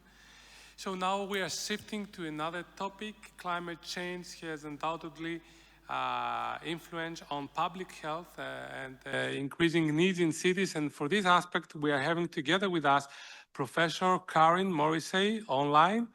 She is a professor in environmental and marine economics in the University of Galway. So, Karen, if you can hear us, the floor is yours. Thank you. Can everybody hear me?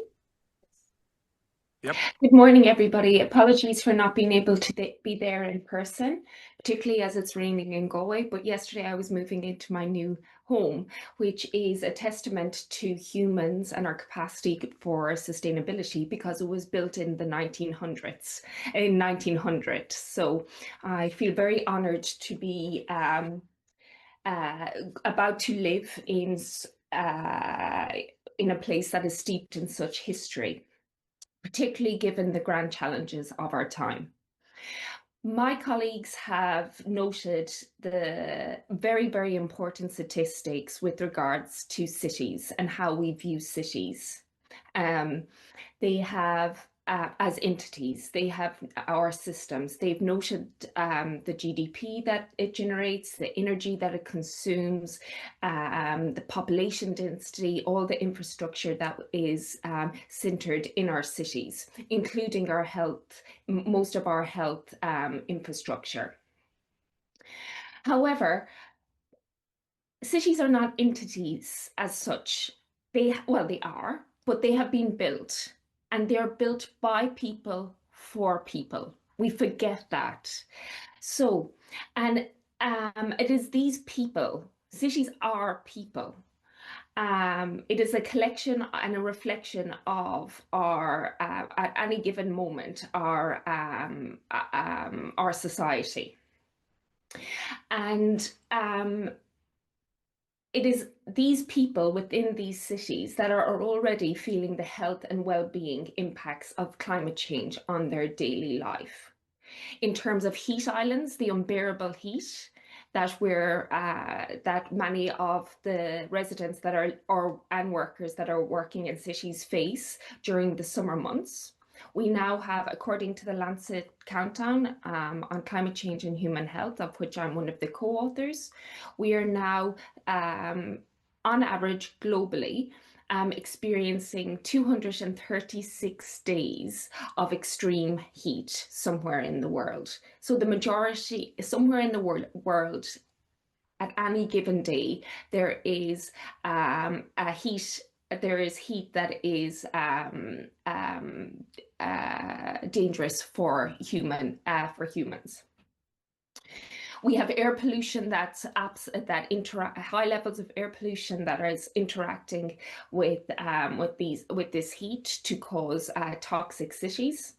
We have failing public sanitation because it's not able to cope with the urban flooding that comes after these droughts. And we have floundering transportation systems as people are moving, particularly as people are moving out of the cities because they become so uninhabitable, and then trying to crowd back in during the week. And it's within this context that I actually do have hope. I do see that cities have a unique opportunity. And actually, for me, that unique opportunity, given that I'm interested in societal health and well-being, is for us to, cities have a unique opportunity within the context of climate change and our desperate need to be more sustainable, to redefine what we as humans mean by prosperity. Is it GDP? Is it increases in GDP? Is it increases in, is it these standard metrics? Or is it the everyday well-being of our society? Cities are built by people for people. We should be tracking, if our goal is to create more sustainable cities, our goal should be to create more livable cities where people's well-being and health is maintained over time. We speak about the great changes that we've undergone in the last 30, 40 years. And they have, well, actually, let's go back 150 years.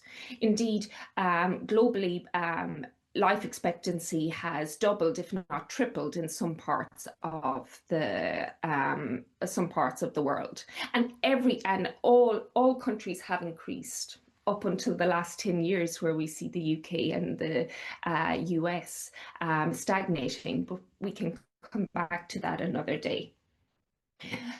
So we have humanity has always been changing. We are very, very good at change. However, we're not very good at being strategic in our change. And we've always been changing, and this change has been very good for human health and well-being. But because haven't been strategic in our change, our human health and our well-being is in jeopardy. Really, two of the leading economies in the world, as I just noted, now have decreasing or stagnant levels of life expectancy, and they are mortality rates across different groups are increasing in these countries. So are these, is this what we want? Is this the trend that we want to hold on to? Decreasing, like eradicating all the good that we've done over the last 150 years? I don't believe so. So for us, what does that mean in terms of the change that we need for the future? It means that we have to move away from just looking at cities as entities or systems. They are of the people. We need to ensure that the very real concerns of the people of the cities, which my research indicates include incredibly heavy participation in terms of climate change hazards, heavy participation, extreme heat, urban flooding, which will impact food supply, human health, storage and water supply across our cities. What we can do to ensure that we put in the adaptation plans that not just make sure that our cities are still generating all this GDP, but that the lives of the people that are living in our cities and in the hinterlands of our cities the lives and the well-being are being equally maintained. Because what are we fighting for if we're just going to end up with incrementally decreasing levels of well-being? We might have the best flood defenses in the world, but what good is that if our people, the people of our cities, are actually if their health levels, physical and mental health levels, are decreasing over time? So, if we put a health focus on our in everything we do, a One Health perspective. For me, cities have a unique opportunity to provide the adaptation measures and the mitigation. We still have time for some mitigation, the impacts of climate change on public health and well-being. We're already seeing this. Data from 2022 indicates that cities across the globe are already have already started to put in adaptation plans that have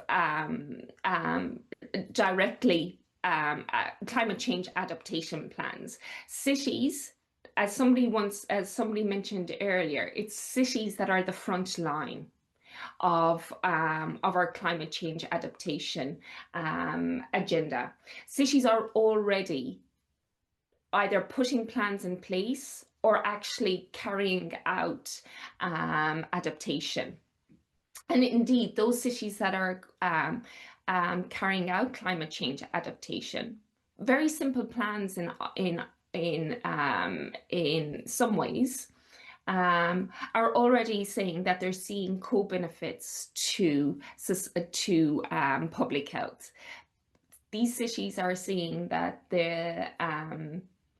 that the mental well-being and quality of life of the residents are increasing, and that and this is particularly true in regards to being able to adaptate for the ever-increasing range of disasters and extreme events that we are going to see. So what I'm asking for today is a systems change.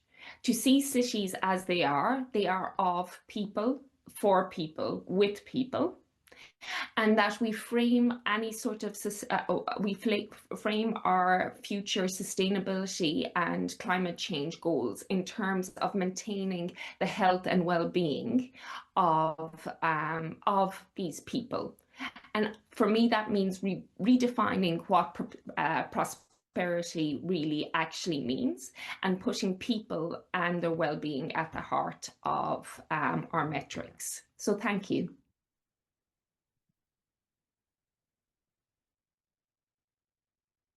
Thank you very much, Karen. First, for making clear the link between climate action and health co-benefits. This is very important. And also, I have to admit, I'm a very strong supporter of what you said, or at least implied, that the future KPIs should be more human-centric, so not just dry numbers of GDPs and stuff like that, but also KPIs around well-being and the level of happiness of people living in cities and in the world. So thank you again once more. Next is Professor Alberto Zucconi. He's the president of the Pearson Center Approach Institute, member of the Board of Trustees, World Academy of Art and Sciences, and Secretary General of the World University Consortium. So, talking about people and humans, he will be focusing on social construction of sustainability. So, Alberto, if you can hear us, the floor, he's not linked yet. You cannot hear us. So, okay. So probably we skip that, right? No connection. Yeah. Then I would kindly ask Phoebe for a brief intervention, and then, unless Alberto is back, I will kindly ask Masamba to close the session. So Phoebe. Yes. So what I want to showcase here very quickly is the work of the Global Climate Hub in Europe. And why I think this is important. It is important because, yes, you need to co-design with all the stakeholders, but you need to have a very firm and robust science-based guideline in order to engage the stakeholders in the conversation of a solutions-driven future. And what I'm trying to say is that science has a very important role to play. Science that is using all the available data, all the cutting-edge models, and all the tools that are provided to us through the immense progress in digitalization, AI, and machine learning that allow us to be more precise and more future-proof with regards to our recommendations. So what this Global Climate Hub is doing is bringing together at an implementable mode, applied and implementable mode, low emissions analysis with regards to the energy and transport sector, the so-called FAVO calculator, which basically is a calculator tool, a calculator simulation tool that allows you to identify the changes in the agriculture, water, food, and forestry sector that need to be implemented in order to achieve your climate goals, your food security, your biodiversity goals, given your population projections and your commitments to all these different sectors, climate, biodiversity, food security, and economic growth. And in this, as I said, we integrate water requirements and land use requirements and forecast sector is important. We also have an optimization tool for the shipping sector, identifying optimal fleet size, optimal combination of the mixture of fuels, optimal combination of technologies on ships, on ports, and so on. So at the end of the day, this climate suite gives you an integrated and very detailed mixture of solutions, technological but also policy solutions that need to be implemented. It tells you that year one you have to do this, year two you have to do this, and by year 2030 you achieve your goals, and by the year 2050 you achieve your neutrality goals, your resilience goals, your food security goals, your biodiversity goals, your economic growth goals. So how it functions, it basically has two scenarios. The first scenario is the business as usual, the implementation of the current trends, and the second scenario is the national commitment scenario. Basically, it integrates as targets the national commitments that are included in the National Climate and Energy Plan of each of the countries that we are looking at. And in the report that we are launching in Seville at the UN Conference for Sustainable Financing, we present the results for 35 countries in Europe, Balkans, and the UK. So we solve for each of these countries what needs to happen each and every year from today until 2050 in order to implement their national energy and climate plans.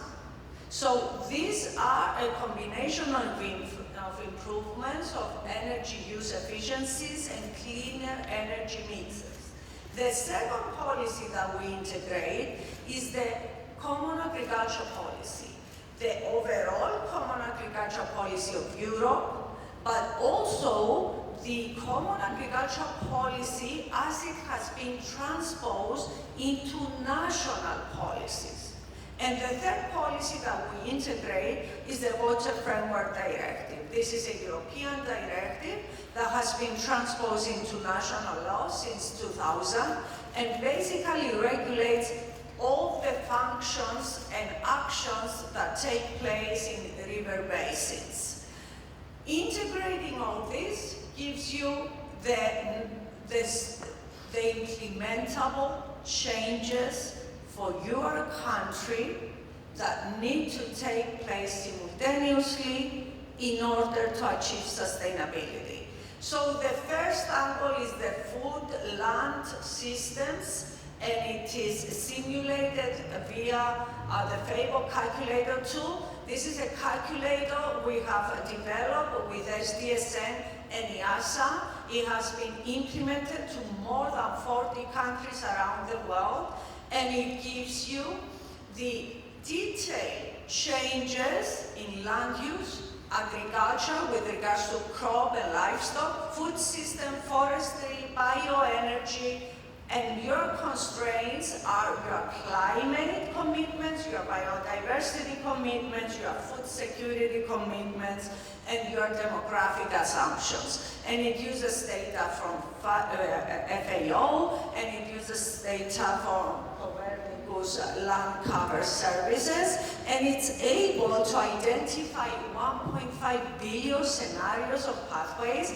but we make them much less because we identify the interesting scenarios for each and every country that we work in, and we have living labs in each of these countries that select the scenarios that are relevant to their countries. And at the end of the day, you get detailed information for every year of your timeline for greenhouse gas emissions under the business as usual and under the national commitments, for the production cost of all the sectors in the food sector, forestry, and food sector, in including agriculture, including crop and livestock and forestry. You get results on employment, and you get results on changes for land uses. So, for example, for the total of Europe, with regards to land uses, you get detailed results of how much cropland needs to change given the need for changes in diet, how much forest land needs to change, and the result here is to remain stable. What happens to pasture land, which erodes slowly, and urban areas expand slightly. So this is how detailed it is. For the whole of Europe, you get in square kilometer changes of land uses, and then you also get what happens in each and every country with regards to emissions under the business as usual and under the national commitments, with regards to production costs, with regards to employment, with regards to the technology that you have to use in agriculture and forestry in order to achieve the national commitments. And this is one part of the story, which is the food and forestry section. The other part of the story is energy. And here we again have a very detailed picture of what is happening today and how the national commitment scenario needs to change what is happening today in all the energy sectors, that is, all the sectors of the economy that demand energy, that need energy, residential, industrial, agriculture, transport services. And we put together a solution that identifies the dynamic equilibrium between energy demand in the sectors that I mentioned and energy supply from primary sources, secondary sources, transformation processes, and we are able to also calculate in much detail greenhouse gas emissions. And the results look like this. If you can help me push to the next slide because it's not changing. Can you change the slide, please, for me? Can you move the slides? Thank you. So the results show you what happens overall in Europe. What do you have to do in order to change and achieve your national commitments with regards to energy demand? So in the national commitment scenario overall Europe, total energy consumption steadily declines every year, and the largest cuts occur in transportation and residential, and services and industry also reduce their demand. And of course, emissions fall sharply, and they stabilize by mid-century. With regards to the supply mix transformation, heat generations contracts significantly, is reduced significantly, while hydrogen production grows to lead supply by 2050. And electricity generation and oil refined shares decline slightly.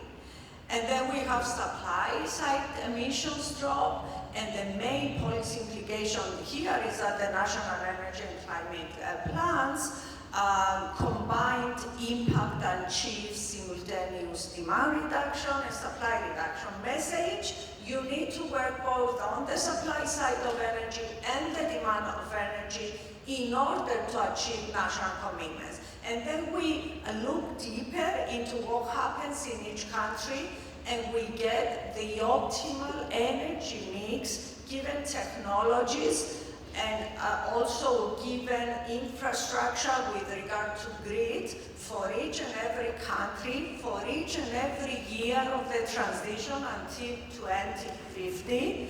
And we also get the emissions that are consistent with this energy mix, and we also get an explicit picture of the energy demand that is needed, that is needed in order to be able to achieve the transition in the energy mix. And what you see here is that countries that are rich enough, especially northern countries, that have mature grids and infrastructure, and they have fiscal space, they are able to commit earlier, like the northern countries, like the UK, and as a result, they are able to achieve emissions faster and also in a most cost-effective way. And we have a detailed picture of the supply side of energy as well. I'm not going to go into details, and this picture is integrated with the results from the food, agriculture, and forestry sector that I showed before. And under the national commitment scenario, the whole of Europe basically transformed into renewable supply. Most of the electricity displacing gas and oil, solar and biomass enter the energy mix, hydrogen generation increases alongside a new synthetic fuel module, oil refining shrinks to serve transport segments, and electricity becomes the primary carrier for residential services and industry, while transport increasingly uses hydrogen and synthetic fuels. And finally, fossil feedstock disappear, reducing supply emissions. And not only we have this integrated land use and energy and transport for each country and the whole of Europe, but we also identify the green corridors for energy transfer within Europe. That is the most cost-efficient combination of imports and exports between the countries in Europe that allows the transition to the national commitment in the fastest, in the most cost-efficient way, and in a way that allows greater security within each of the countries, but also Europe as a whole. I will be finishing. And we have the hydrogen corridors as well, which are very interesting because the most hydrogen potential is in the periphery of Europe. So how you create the corridors to transfer that production capacity and growth-making capacity from the periphery of Europe to Central Europe. And we integrate in this biofuel production and land requirements calculations and water requirement calculations. So any question that comes from your policymaker, from any ministry, is integrated into a holistic framework. So you talk to all these people, they give you questions on different sectors and different resources, and you come up with answers that are consistent, and this is important. And it's not only about mitigation, it's not only about demand and supply management through a dynamic equilibrium. It's also about resilience. So we work on localized case studies to identify interventions that allow you to restructure the system to increase the resilience of the system after a shock. Resilience is the ability of a system to retain, to go back to its organizational structure and function after a shock. So we develop interventions that allow you to do so after a forest fire, after a flood, and showcase that these interventions save you a lot of money if they are done on time.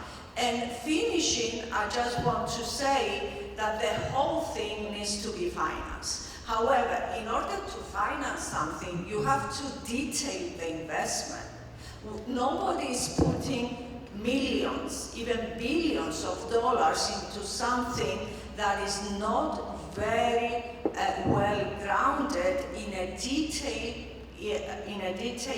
techno-economic and business plan. So it's important to be able to capture all the values that are there in impact assessment modeling. The difficult values are the external values, those that are not documented in markets. So the value of natural resources, the value of resilience after a shock, the value of hedging against uncertainties for which you don't have the probabilities. All these are not estimated in markets, are not explicit in markets, so you have to calculate and value them, and at the end of the day, integrate them into general equilibrium analysis to identify how from your income you are going to finance all these different projects, what is the optimal timing of implementation and financing these projects, what are the financial and fiscal tools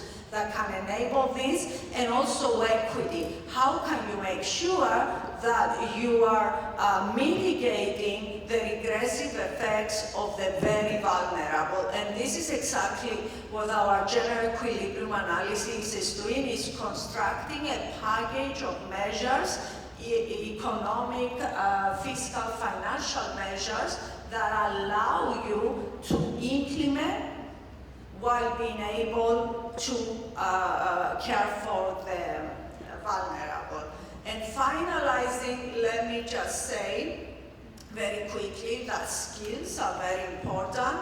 85% of the skills we need in order to implement the European Green Deal are not yet in the European labor market, so there's no way to implement anything unless you really get that labor market upskill and reskill, and you get the real knowledge that is needed into the curricula of the universities that you have in the country. And for that, we have identified and we have developed an AI tool that allows you to identify in much detail what skills you need in order to implement each and every law that exists in your country and transposes your national commitments by 2030 and 2050. And this tool allows you to know the skills that you need, not just for one law. The European Green Deal has 150 laws. You can identify the skills needed for these combinations of laws. You can identify the occupations that need to be created to implement all these laws. And you can also identify courses, open access or other ways that allow you to upskill your labor force, to upskill your employees as a company in order to be able to implement the regulation.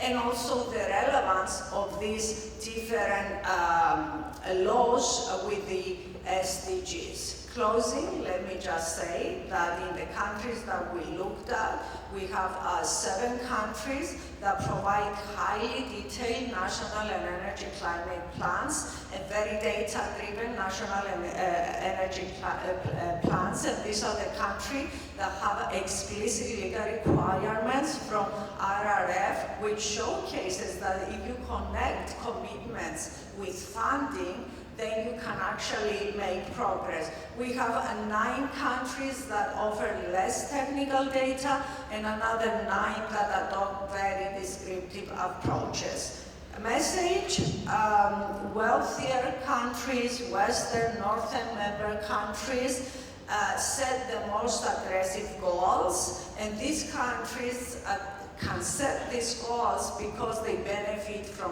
advanced grids, energy storage, mature supply chains for renewables and hydrogen, and a strong trade link to imports or exports of low carbon technologies. Southern and Eastern European states generally adopt more modest targets because they don't have this maturity. They don't have the maturity, the technical maturity, they don't have the financing capacity, and they don't have enough research and development focus in this particular area. At the end of the report, we have many recommendations for changes that will enable the more efficient, cost-efficient, timely, and equitable transformation of Europe. And at the end of the day, we have developed this P2R, this is Pathways to Resilient catalog of sources and instruments,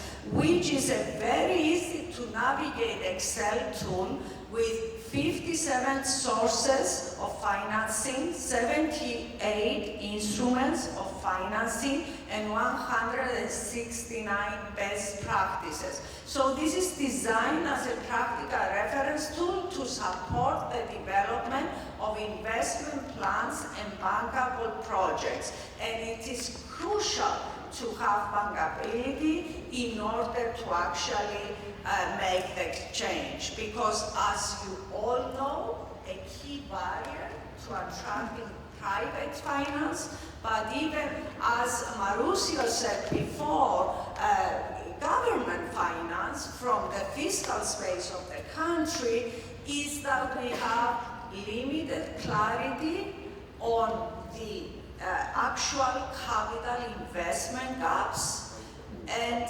also because there are no clear roadmaps of the investments we want to implement and of the financing sources of these investments. So I finished. Sorry about talking too much. I always do that. I cannot restrain myself. But the message is you need to be very detailed in what you need to put on the ground to get the people to agree to it, even start talking to you, and you have to be very detailed on what you want to implement in the ground and very robust scientifically in order to get the financing to do it. And for the Global South, it's even more challenging because you have to channel financing from the multilateral world and create the conditions from the private sector to trust an investment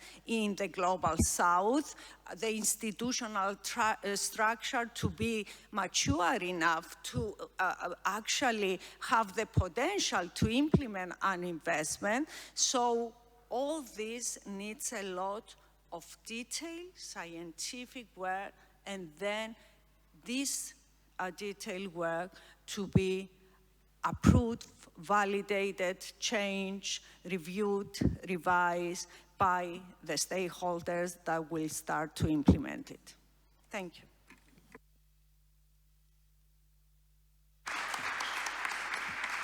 So thank you, Phoebe. So thanks to Einstein, that was a relatively sorted invention.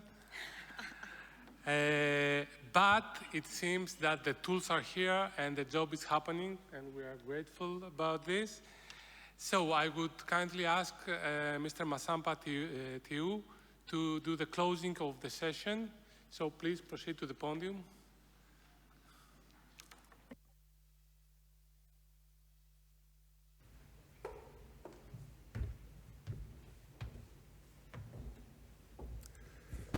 Thank you. A lot of very interesting ideas. I will try my best not to repeat any of the things that have been already said, which is quite difficult, and focus on some, let's say, additional elements that I think could contribute in adding value. So the first thing I would like to highlight is what the world needs currently is a co-flourishing future. The future we need is a co-flourishing future, a future whereby human and nature radically collaborate to enhance their mutual capability to strive. So not merely sustaining or even regenerating ecosystem, we need to go beyond that, but participating in co-creative and reciprocal partnership that result in new form of vitality, new form of value, and new form of meaning.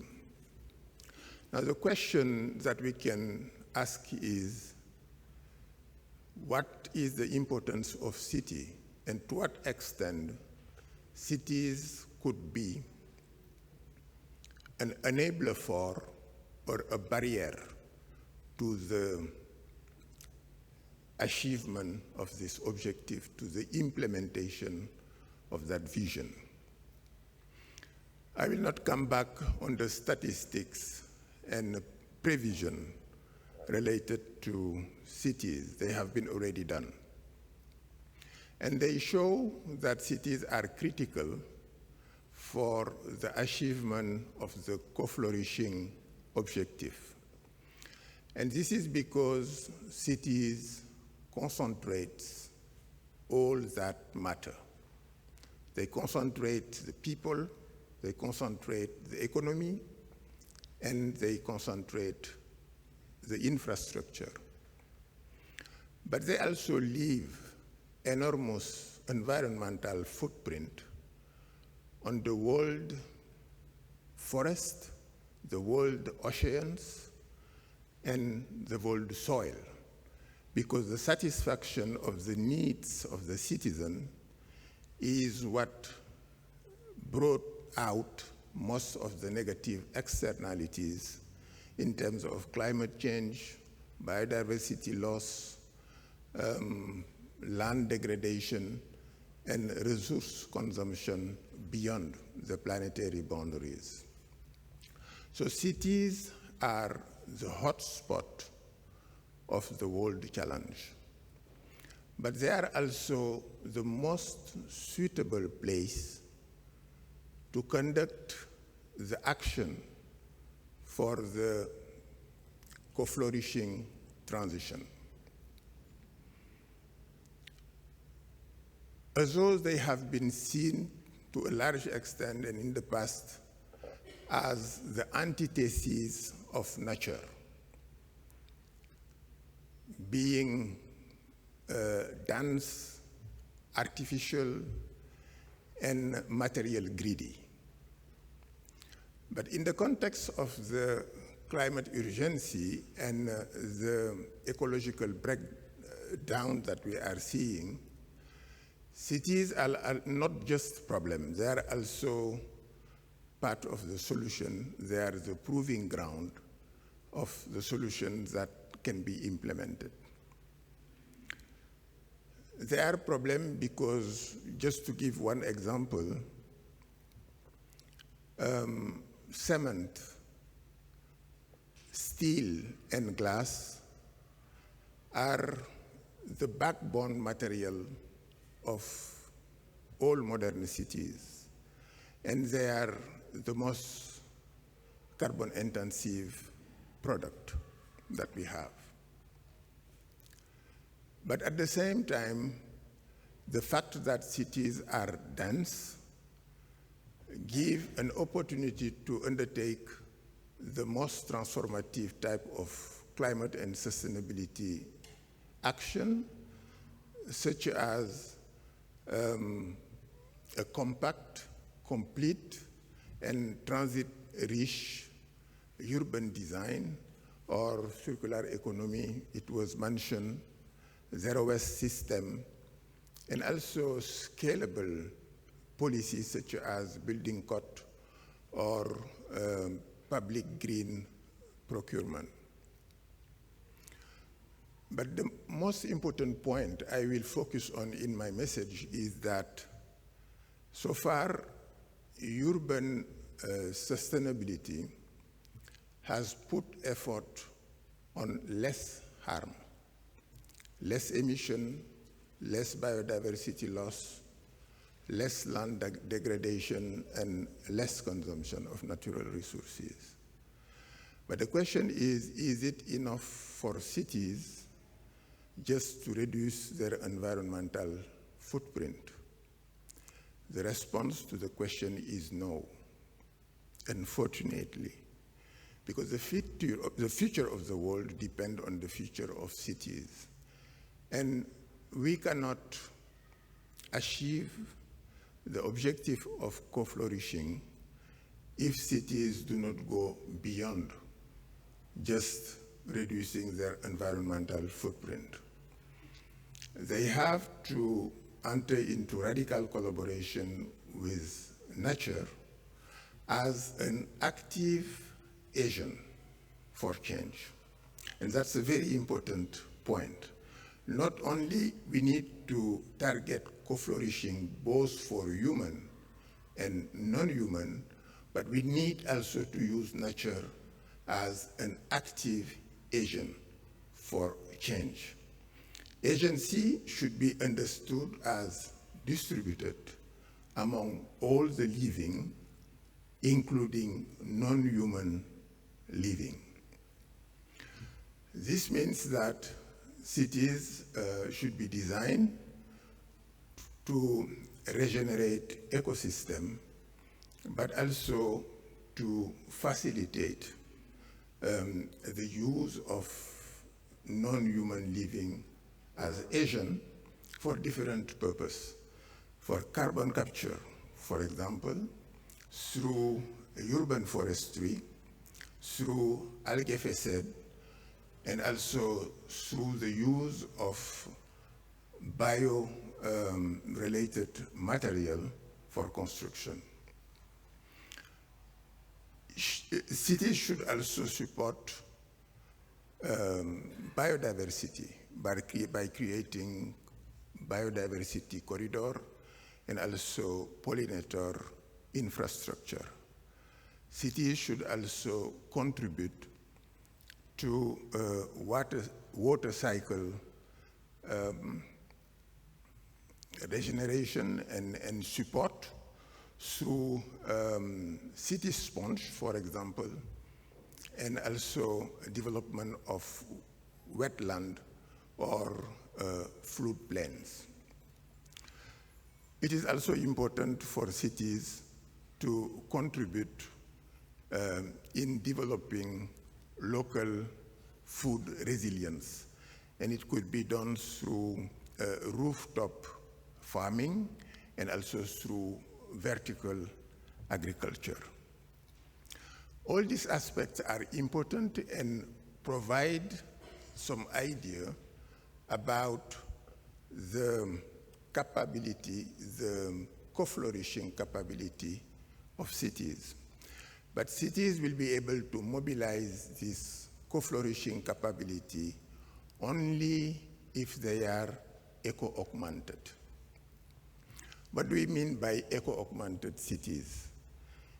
Eco-augmentation is a combination of scientific understanding, ecological principle, and adaptive design strategy to deliberately, here I insist on deliberately, enhance the resilience, the productivity, and the co-flourishing capability of ecosystem. And to do that preferably in space that are human dominated as cities. And this justifies the importance of the topic of this panel. We need to have the scientific understanding, and this is provided by the modeling. And this is what enables us to combine with the other element mentioned to come up with increase in the capability of ecosystem to be resilient and also to enhance its productivity and to co-flourish. This is all about creating additional value for ecosystem, but also using nature as agent. To conclude, if we are able to build these eco-augmented cities, then we can have society that are productive, rather than extractive of ecological value. We will have societies that are regenerative rather than destructive of ecosystem. And we will have societies that are empowering rather than alienating, societies that are able to provide co-flourishing both to human and to nature. And this can contribute to realizing the vision of peace, security, and human dignity that is very much needed currently. Thank you.